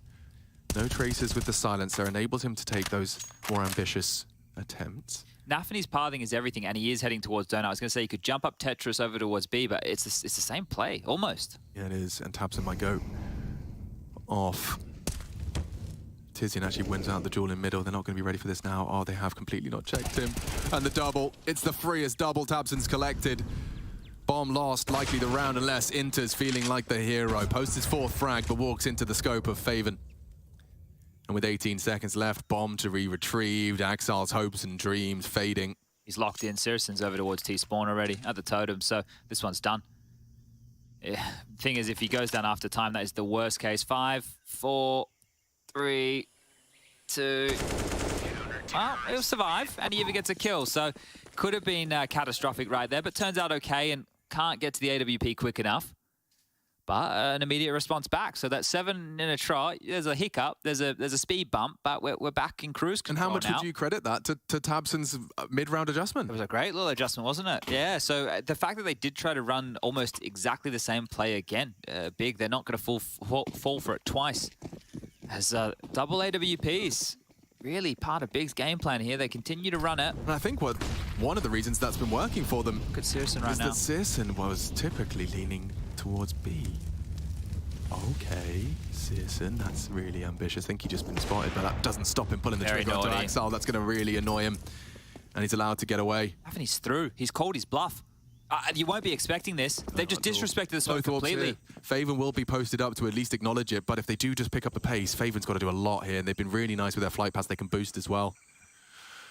Oh, he's going to go from nothing to everything. They can jump, bait the shot, pull the crosshair. Oh, gets it with the flashbang out, ready for the AWP, baits the shot, and now it goes down. Nafany has access to the sight bomb on the back of Shiro. tabseN through Temple has just missed Nafany's cross. Good timing, though. He should be able to stall out this plant. Most likely. Oh, yeah, Nafany did not consider the repositioning to Temple. A counter flash is good. Tabson's a threat, baiting more shots. Shiro still in the chaos of it all, providing the necessary first. There's more required, and Searson's too quick. 9 already in the bank account for the defense. Big Clan, they've come here to play today. And if they can close this out cleanly, players have got such a high bar that's been set by the defensive adversary. This gets scary. And we have Mirage as the third map, so going to be interesting to see how this one all shapes up on Mirage. Look, I'd have players as my favorite to pick up that map, but all in all, right now this is letting a lot of air out of the balloon. Losing a... Is it making that sound? Yeah. At the moment it is, and this is the thing, right? It is still quite the CT bias map, but players picked it, right? You'd be wanting to get a decent T-haul. Lots more pressure applied to Cave, so through the flak damage and even more to follow. Yeah, I think 6 is usually a pretty damn good metric for a T-side that had its successes. Oh, lovely, lovely find from Searson. The utility implies Hobbit coming through. Sticks around just long enough to pull the trigger. And 12th death for Hobbit, usually a very consistent fragging presence, especially on Ancient. This looks very, very likely to be a B here. Nafany can smoke, they can molly, and then they can... Oh, Shiro, he's been able to find one. Get that! Yeah, just parked up, catches it as it fades. Re-smoke now from Crimbo. Well, Nafany can do the same trick. He could even wallbang him. Doesn't think he goes for it, actually, yeah. And that reveals Nafany, but draws attention away for Inters to take down the AWPer. From the ramp, Searson loses his head from the Galil. Big opening. Keep us in a competitive stead. That 4th round that players find compulsory. Faven's cut off the rotate just by parking himself in mids, just playing to contain, as Chad Birchall likes to put it. Likely to be, well, definitely going to be the B finish now that Axel's come in through the cave position, but 2 of them, short and long, just poking those rifles forward here to take a fight on either angle. 20 seconds, they love running down this clock. It just makes me so nervous. 15, lads. Next jiggle is the fight. And Tizian says good night. You gotta plan now. You gotta plan now, and you've lost all your teammates. You can't win the round, Axile. You get the first 2, but just by virtue of the clock, we have another round on the board for the Big Clan boys. Yeah, this is looking very, very good for them now. If they can get 11-4, look, we know Zonic's law, but still, it's going to be a very, very good first half here for Big. And let's see what they have prepped for their T side. Might be able to pull off a little bit of magic here against players who rough time of things at the moment. Galil's 3, AK's 2, Util light, and away we go. Round number 14 as 3 players head over towards B. Hobbit in mid, and Axile, he's just going to be at spawn. That's where he spent so much of his time yesterday against the Riders on the T-half, just throwing utility to try and facilitate his players. Here's Hobbit, he's having a peek, he's having a fight, and he's able to get the kill that he was looking for. Yeah, I mean, this does lead us into the pursuit of a 4th convincingly. It could still go wrong. Now, bomb loose, scooped up, and on its way back through T-spawn.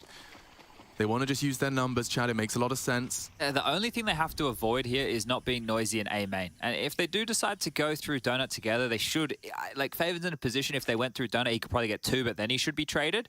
Now that they're a bit more split up, it does come back to that sound cue I previously mentioned. So avoid that because it'll give enough time for Searson to get there to potentially respond. Maybe not enough time to stop them from getting to Temple, but enough time to be ready to make sure they don't get all the way to CT. They've actually just called B lane clear. So here comes the rotation. Time, it could be the problem again for players. Oh, if Searson gambles and just leaves mid open, which is the right call, he can be there to at least support. Smoked off, implies a commitment. Faven's ready as well.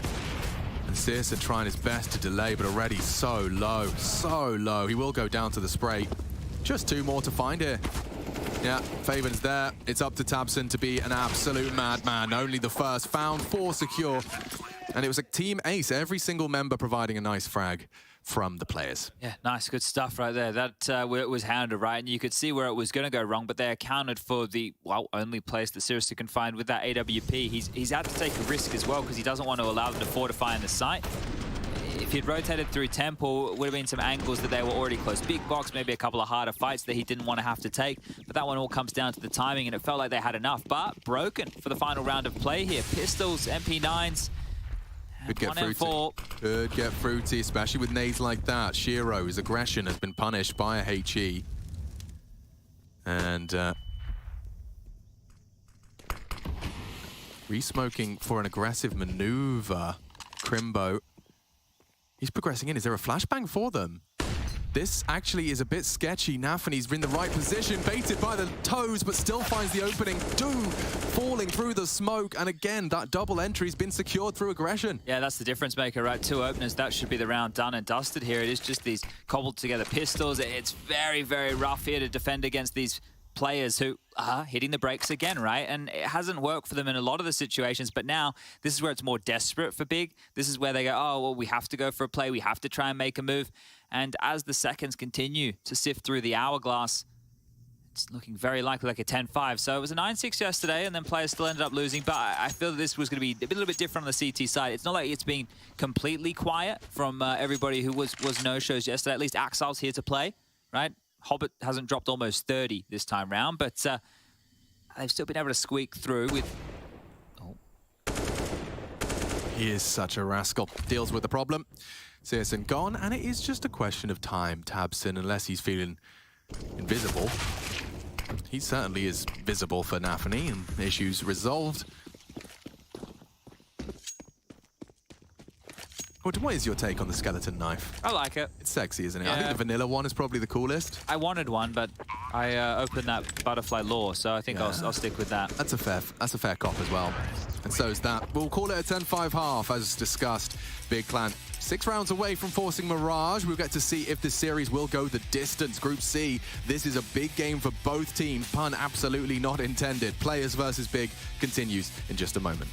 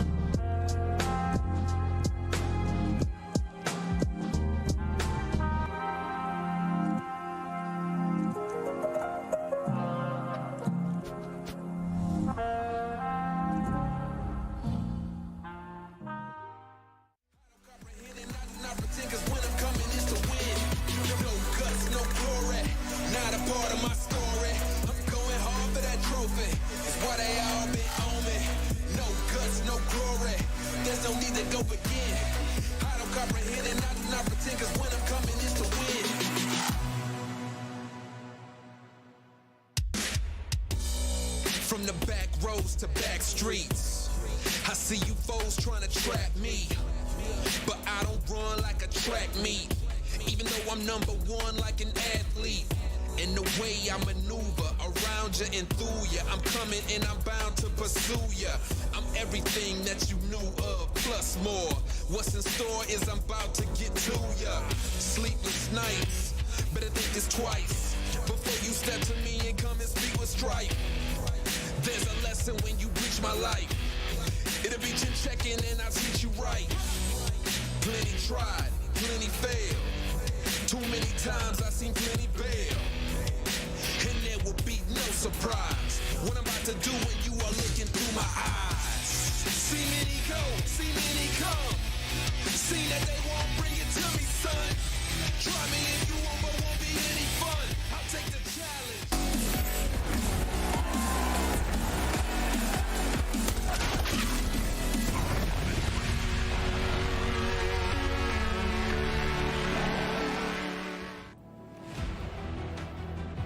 We're back to see if Ancient is our last map of this best of 3.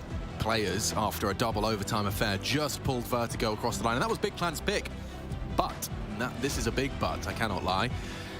I'm not talking about Birchall, I'm talking about 10 rounds on the board for Big. Now, they're coming into the T side. If this pistol does get converted, we could be looking at a very quick second half. Players unable to voice too many concerns, and we catapult to Mirage.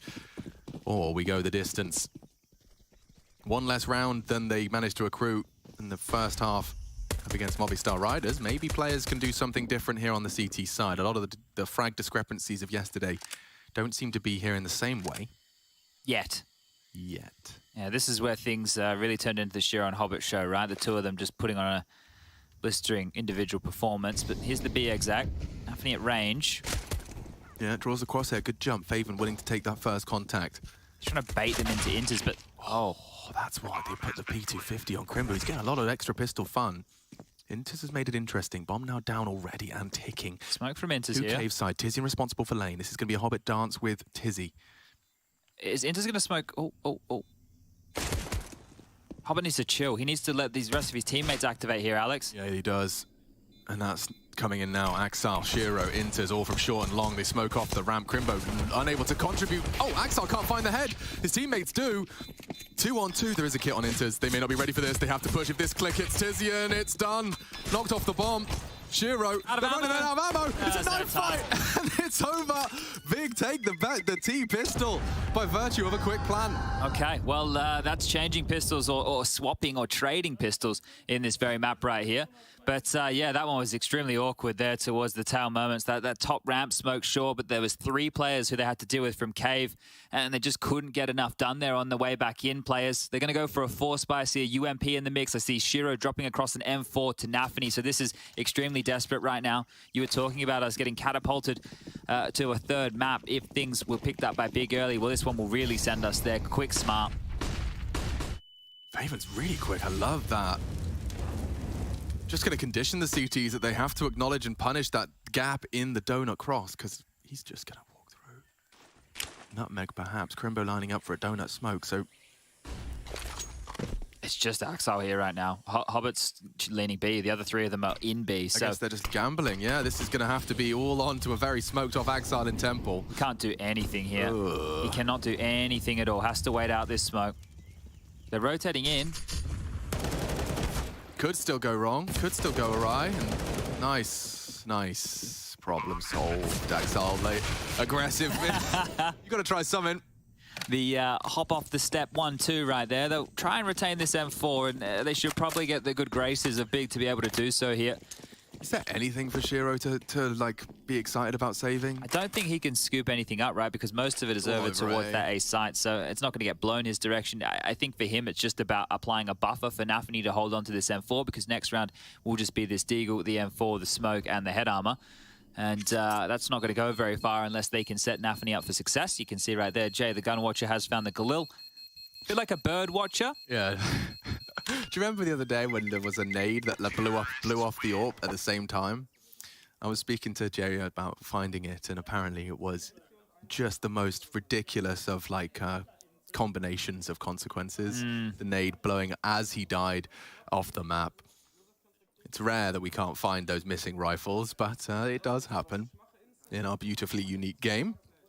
So as you discussed, Chad has already kind of set the bar for our 18th round. Big Clan definitely aren't, within touching distance of that Mirage, and Big sending Tabson out for a lot of very confident space and steps. Same thing they did on pistol here. The difference when you see Big doing that, this smoke there's right in front of these 2 right here that Shiro's going to boost over, they're throwing the smoke as well from spawn. So it's the molly smoke combo, the red house, and all the flashes. So you're a lot braver to run out, especially against a light buy like this. We'll see what happens next round when the guns are out here. But it also helps, and we discussed this with Hobbit taking that space to take the fight on Cave from 2 separate angles. It's not just going to be the expected B lane as you run up the ramp. And, well, they've gambled correctly here. So last round, they put 50 bucks on black. This time, they put 50 bucks on red. And they've been able to outdo the stacks both times of players here. So Nafany not having any luck with these little gambles here. Yeah, I think he's seeing red at this point. Going to be a bit furious as the 13th comes in with only a USP defending your whole site. Bit late now to be considering that. Yeah, and here's the thing. As these rifles start to fortify the long side, they can peer around, they can fight, they can just stifle any rotation coming in. You can see players in a line. They're doing anti-flash and single ready for the fight.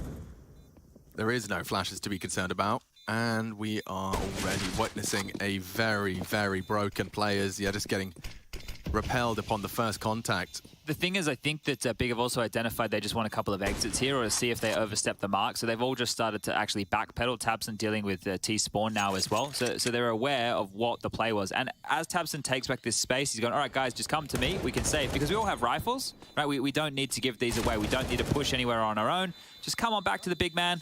I've told you where to be. I've told you where to stand. One will go off. Crimbo will survive, and there you have it. They don't give anything over, right? So great work. It's important, right, to keep rounds like this, especially if it was a game where players wanted to mount a comeback. So really, really good stuff by Big here. First outing with Crimbo on Ancient, and it's looking like a lock. Yeah, I've got a lot of admiration for Crimbo, who's come into the deepest of waters in this competitive environment. You're up against one of the biggest names in your group. And he's just holding his own, holding his nerve, playing his game. Seems like a good find. Ooh, this could be a big play here. Now, Tizian is usually quite well drilled on his clears. But the bait of the orb shots, yeah. I've seen that setup before. He was ready for it. Shiro ready to catch a swing, but Searson's good to punish, and they burn him out. Open for business. Disaster has struck. Searson doesn't want to be the first man in, certainly scoops up any additional util he could find, and they are going to just reset this. I like the call as well, because Nafany did start to float on over to join Hobbit here to fortify this A bomb site. It just leaves Inters on his lonesome over towards Cave. And here's the thing, the biggest issue for Big right now is picking a bomb site. Right? You have the number advantage, but you need to just go together to trade. Now, we do see teams put these feelers out, right, where they send one player in, but it looks like they are going to keep it by the book. And as they head back towards A, Searson's been posted up to confirm that no one's looked for info. I think Nafany has, you saw kind of a couple of steps of the thought process that he is going to gamble A eventually. Well, Hobbit's going to lure them in here, and that can activate Nafany. So if Searson, oh, he's moved away from the line. This is well placed. They get the boost. Great headshot, bomb loose, confirms their suspicions. They're in the right place. They hedge their bets, and Hobbit sends 2 to the Shadow Realm. 3v2 now, man advantage returns. Good nade. 20 seconds, a dink, Faven low, all onto Searson. He needs to find Hobbit now. He's too low. The box, it's banged. Perfect from Searson. 3 frags and counting, looking to come up clutch. So much time has passed. He knows Inters is close. He knows it must be close. Inters, can he stop the plant? No. Searson would need to hit the flick of a century. Loud about this, and Inters not gonna fall foul to Searson. He saves the CT's players, given a gift. Hobbit a big part of that. Yeah, massive stuff from Hobbit there, right? I don't know what made him throw that Molotov, but it was perfectly timed. It thrust them forward. He gets 2 massive kills there. It stalls them on out. Nafany activates, doesn't get the kill by bullets, but gets it done with the nade. And then they're able to get across the line here with only their 6th, but they're starting to work on something now. Players, they'll need to string a consecutive round off the back of that. And you're going to feel a little bit hard done by here if you are Big. You did a great job early opening up the account. You had the number advantage, you regrouped, and just straight into that molly, and Hobbit doing a great little play. So sometimes that's the way she goes.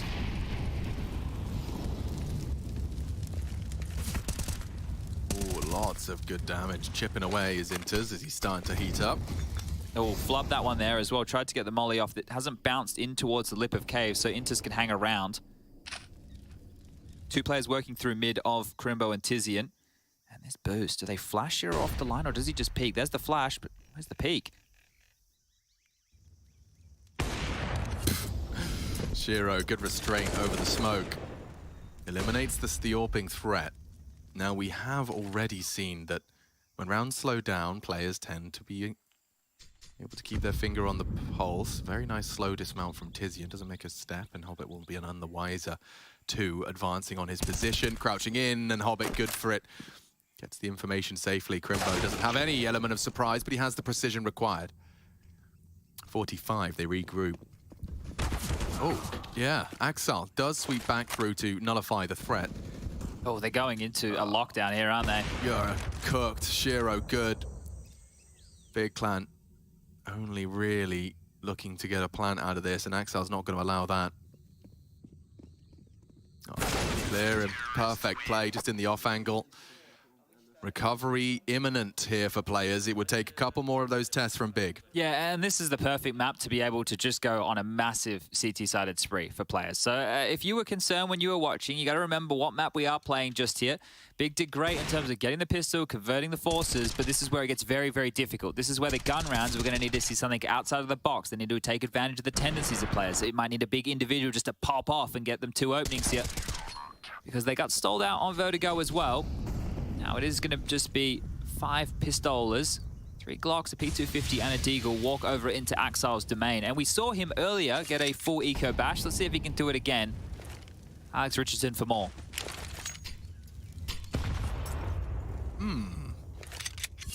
That'll taste quite nice. And they will either stare at the smoke or accelerate through it. Here comes Axel's attempt to farm. Lovely stuff. It's going to be run down eventually. The Deagle, a bit of a surprise. And Faven Nice knocked plan. off the plant. Oh, spoke too soon, didn't I? You did. Yeah, that does tend to happen. 1 man left. And that's the end of Sirison. So the round that could have had a plant didn't. And the score is now only separated by 5 whole rounds, 13-8 now. And remember, the gravitas of this matchup here, look, it doesn't have any immediate implications. We're not like, oh, these guys are out of the group, or oh, these guys are through. It's, oh, how deep does the rabbit hole go? Because things can get a little bit funky, right? Movistar Riders upsetting players yesterday has sent this into already a bit of an interesting conversation. If results continue to trend like that, that's where we really get to see how crazy Group C gets. Back towards A again. Tizian and Tabson both cop the nades. What if Big are just cursed because their 5th is never going to have a capital N like everybody else? Yeah, I think that is actually the leading conspiracy. Okay. Well, this is completely unannounced. Now they hear the pin. Axel's in a prime position to still have vision. In front of the smoke. They may not clear him. It's all or nothing. Oh, jump down traded. Hobbit again. He loves this box, loves this angle, thriving in it. It's Tabson's sharp shooting that keeps Big Clan with their heart beating. And hope far from fleeting if Searson can get the bomb down. As a smoke Searson, if he smokes off CT, it would be perfect. Don't go ahead of it. Oh, he nearly did. Nearly did. He's making me nervous, but ahead of the smoke is Nafany. It's make or break time. Tabson's going for a round-the-world maneuver. Shiro switched on to the possibility. Inters are still on B during all of this. Yeah, can you believe it?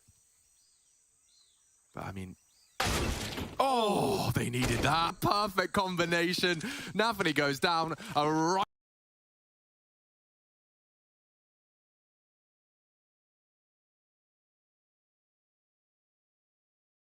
swipe of his mouse from Shiro to react as Tabson rounds the corner for 14. There you go. Okay, so these are going to be hard to come by here. So they brute forced their way into that site. The fact that Axel and Hobbit only go 1 for 1, they were isolated in those duels. It felt like the attack was just coming straight for them there. So well handled for Big. They've manufactured a gun round. Just need a couple more. They can get across the line. And a big shot from Faven. He's been having another rough go of things here. Only 6 kills to his name so far, but that was one with some impact on it, right? You know, it's sourced up enough. Inters will hold on to this M4. I'm sure that Nafany would be loving a drop as the loss bonus is only 1,400 next round. Hobbit could buy. Maybe it'll go to Axel, actually. Well, we'll have to wait and see.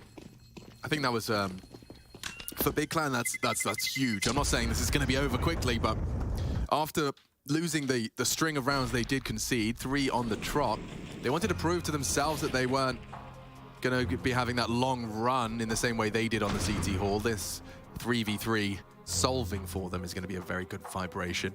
Just quickly with that noise that we can hear, that is the last timeout now called from players. So they did the same thing on Vertigo and still pulled through. They called a lot of their timeouts well and truly before regulation was over.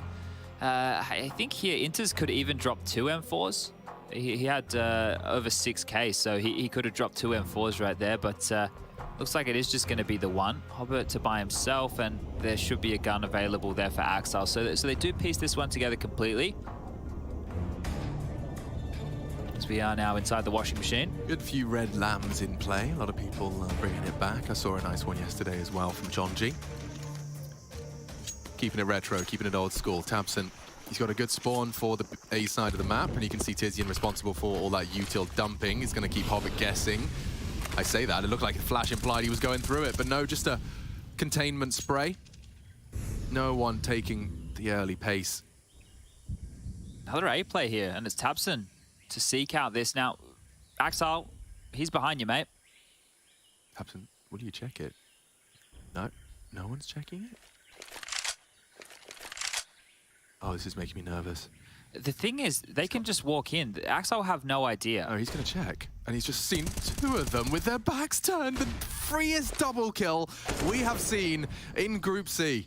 That is very curious. I wonder as to why Axel's turned around there. I guess it's just a timing check just to make sure. But the fact that he's been able to play so hyper-aggressive in a main and get a double kill immediately has set players up for what should be their 9th now. Nafany's given one back over with some B-ramp aggression. So Crimbo, Sirison, and Faven with very little utility to operate with and so much time to sit here and stew in their own juices. I guess the beauty of Nafany going down means that you are going to get a numbers advantage on the site. They're going to split 2-2. And it's contact as well. So contact in. Very predictable positions, as if there is the contrary available, but this is the fight. This is the fight they've been well drilled for. Crimbo knows when he's exposed. His teammate's supposed to be holding it. Oh, and Hobbit holds it in.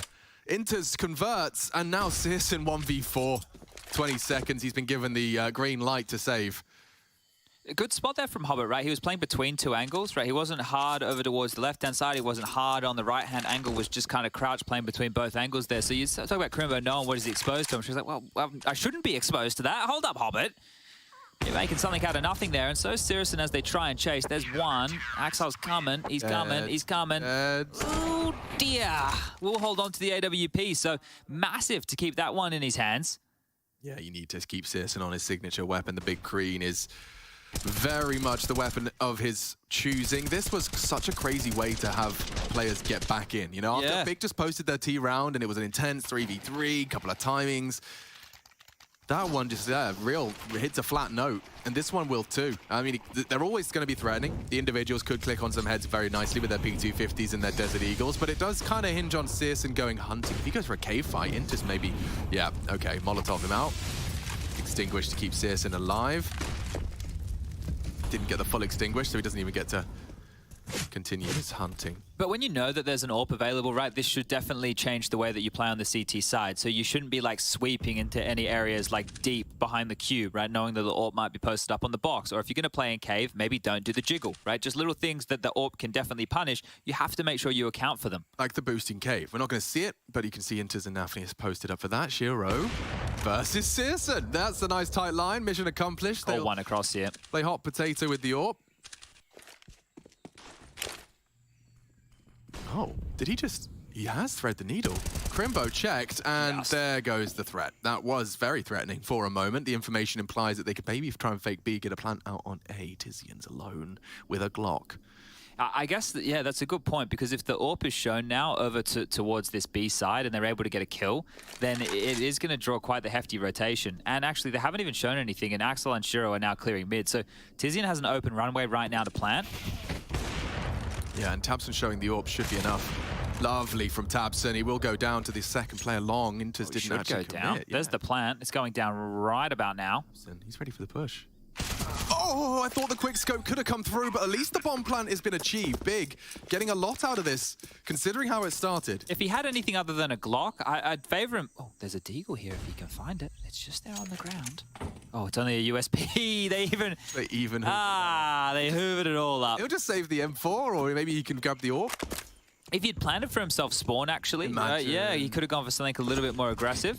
But he'll get the AWP back. So all in all, great round. Yeah. 2 kills, bomb plan, AWP still saved. All good. But it's so funny how it worked out. Yeah. You know, like that's not how the typical one hero AWP round would shape up. Was that Axel unscrewing his silencer? He was there. I think he was just making sure it's working. Just checking, just checking. He just wanted to check. Wanted to unsheath it, make sure that the barrel at the end's not clogged. But moments here of almost this one getting out of control. Nice 2 kills here from Tabson, prepared for the swing of Nafany. And this one here, you're right, yeah, the barrel was in the belly, just needed to pull the trigger. But here we go, back into the buys. Just 2 more rounds still for Big, as we've now had 2 on the trot from players. Business, Jaddy. This is it. Business end of our second map here. And they're going for a bit of a BX sec. You can see tabseN's going to have the responsibility of all of those goodies in the corner, dropping them up. Searson perhaps on the tail end to throw that stuff out. Couple of flashes to get rid of first. They're stockpiling, aren't they? Looks like Crimbo's going to be doing the util job here. Come on, young gun. He knows them all. And we're ready to rock and or roll.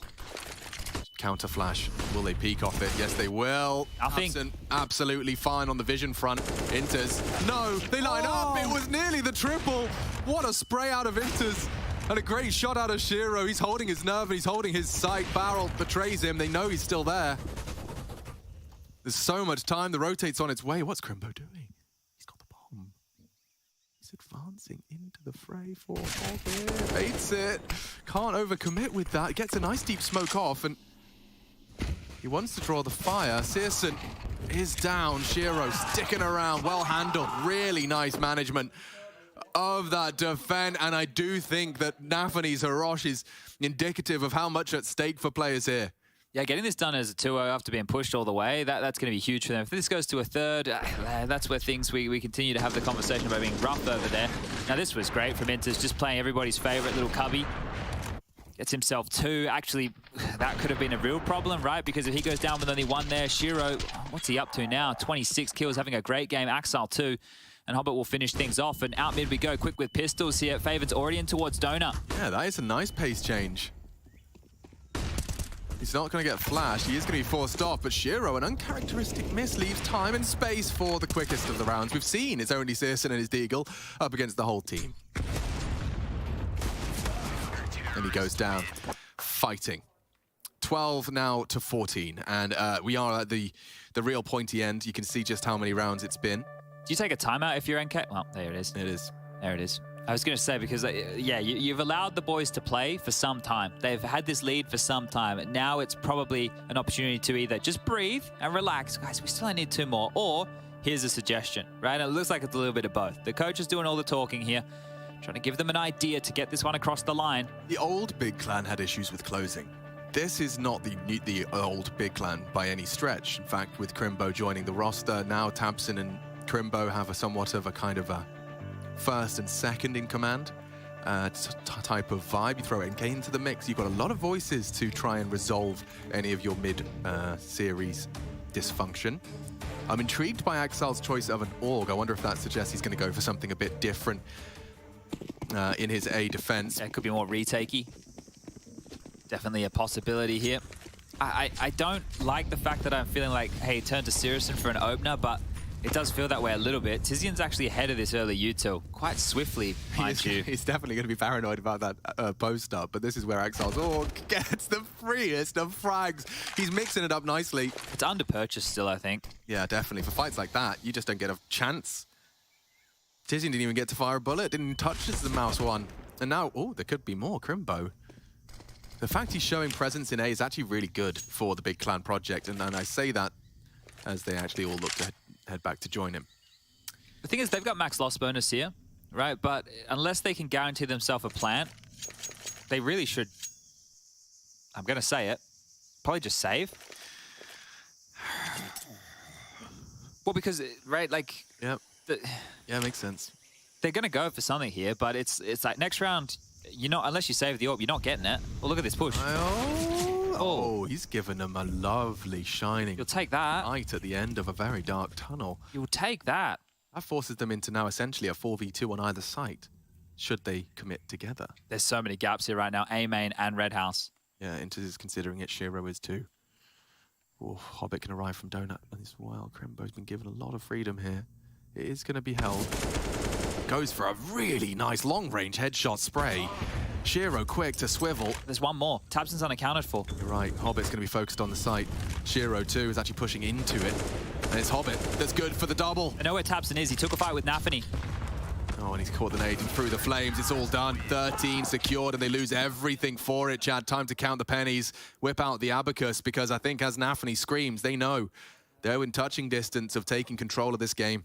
Yeah, this is the thing, right? They can go for another half buy here on Big, but if they want to have the ult for Sirius and if they want to have the AKs for everybody, they're just not going to have enough. And another big round from Hobbit here. He was relatively quiet within the first half, but he's activated and he's joined the pack. We have the star trio of Shiro, Axel, and Hobbit fragging on all cylinders right now. Intis and Nafni bringing up the rear, but to be expected with the more supportive pieces of this puzzle. But can they brute force through with pistols alone? Have enough for a cheeky little exec here. It almost worked for them last time, right? It was just the Inters double that really stalled it out. So maybe give it another crack.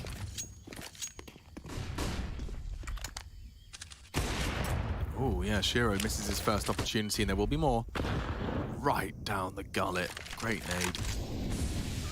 3 to receive. Early cave info acquired. They've got push off the flash. Where is their health? Where is their team? Inters another double from his cubby. And there you have 14-14. We're all tied up. This is a 10-5 half, quickly becoming something very similar. There's certainly a bias for those CT sides. Another run of 6 from players here on the defense. All right, guys, you can participate at home in Twitch chat right now. Give us a PogChamp in chat if you think this one's going to overtime, or give us a KEKW if you think this is going to get done in regulation for either team. We will be polling your results. Rushley is on the hotlines right now, calculating them while observing the game. You might even get him to pick up your calls. Okay.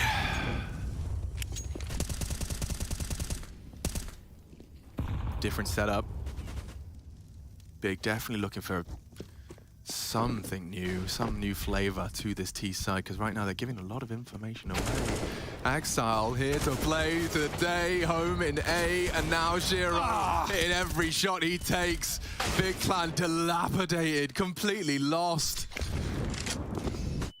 Lost full. You got 70 seconds, you got 2 HP on one player. That's the what's left, the remnants of this Big Clan T side. Yeah, just expunged from round number 29 here. And as you take a look, it's been 7 on the trot. Well, I'm accounting this round's done, actually. It's been 6 on the trot, about to be 7 on the trot, and likely to be the 16-14, because as mentioned, the max loss bonus, it's been in play for some time. But without the plants, without the bomb going down, you don't get the extra cash. You just don't get the extra money that you need. Oh, Tizian. He's been put in an impossible situation. Look at how much they've accounted for here. Let's just... Inter's waiting if he comes back spawn. Nafani's so passive, he can't push CT or Temple. And then Shiro watching Donut, right? This is the position where we're just highlighting they've given him a play area. Like, it's like your parents. They said, okay, you can go anywhere here in the pub garden. Just don't go over the fence. Oh, he's starting to go over the fence. Young man. And we said... I said no bombs in the playground. Yeah, I thought so. 15-14. Glad I didn't finish my sentence. And we are looking like a fully recovered players is the hottest of the topics. There is not much more for Big. They've had so many rifle rounds that didn't go to plan. Now they're going to have a soggy biscuit of a Galil and a bit of nading. Let's see how far it gets them. Maybe OT is going to be the best case for Big Clan. They're up against all the bells and whistles, backup AWPs, double AWPs available. Axel's even juggling it over to A so we can have both to play with. That's so naughty. Quite a few KEKWs, I think, Alex. I think the KEKWs have done it. Okay, KEKW wins, and they're going for something quick into Axel's AWP. He's got an AWP now, they scream. Tizian down, they need to run him down. Going for jumping shots, he might take another. Faven delivers, panicked. Tabson trying to do utility, punished again by Hobbit as in the open. Shiro rotates through Temple, he is there, and it's Big that need to say their prayer, because he's a threat. 33 frags and counting. Everyone's here to receive you. You've got to clear your corners. They're trying to go for a plan. Crimbo punching in numbers already. Meets Hobbit. Shiro's there and call it done. Searson, a dead man. 16-14. What a recovery from players. 10-5 on the half. 10 to the good for Big Clan, but unable to get that machine back on track in the second half, and that's going to feel good. A recovery from players and a necessary one for this round of robin best of threes.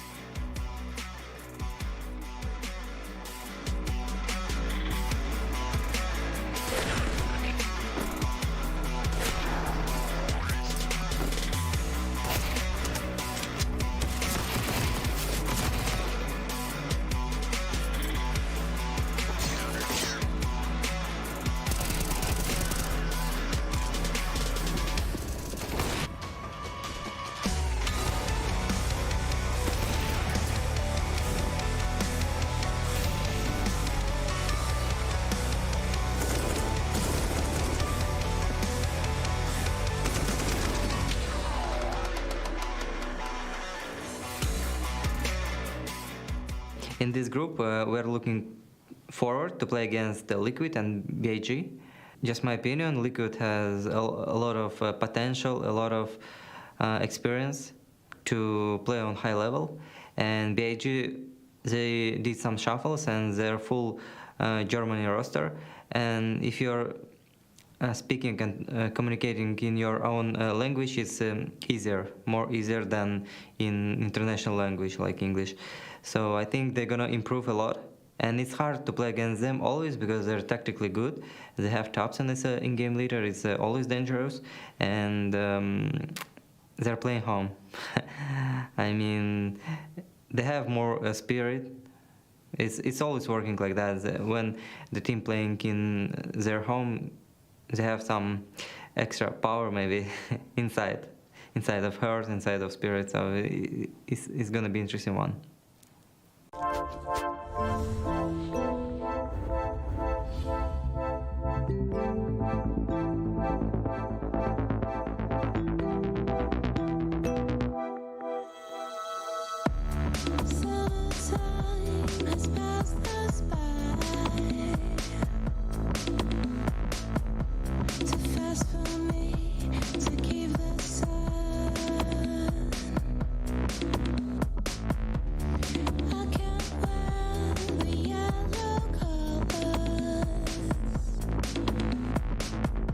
But they don't matter.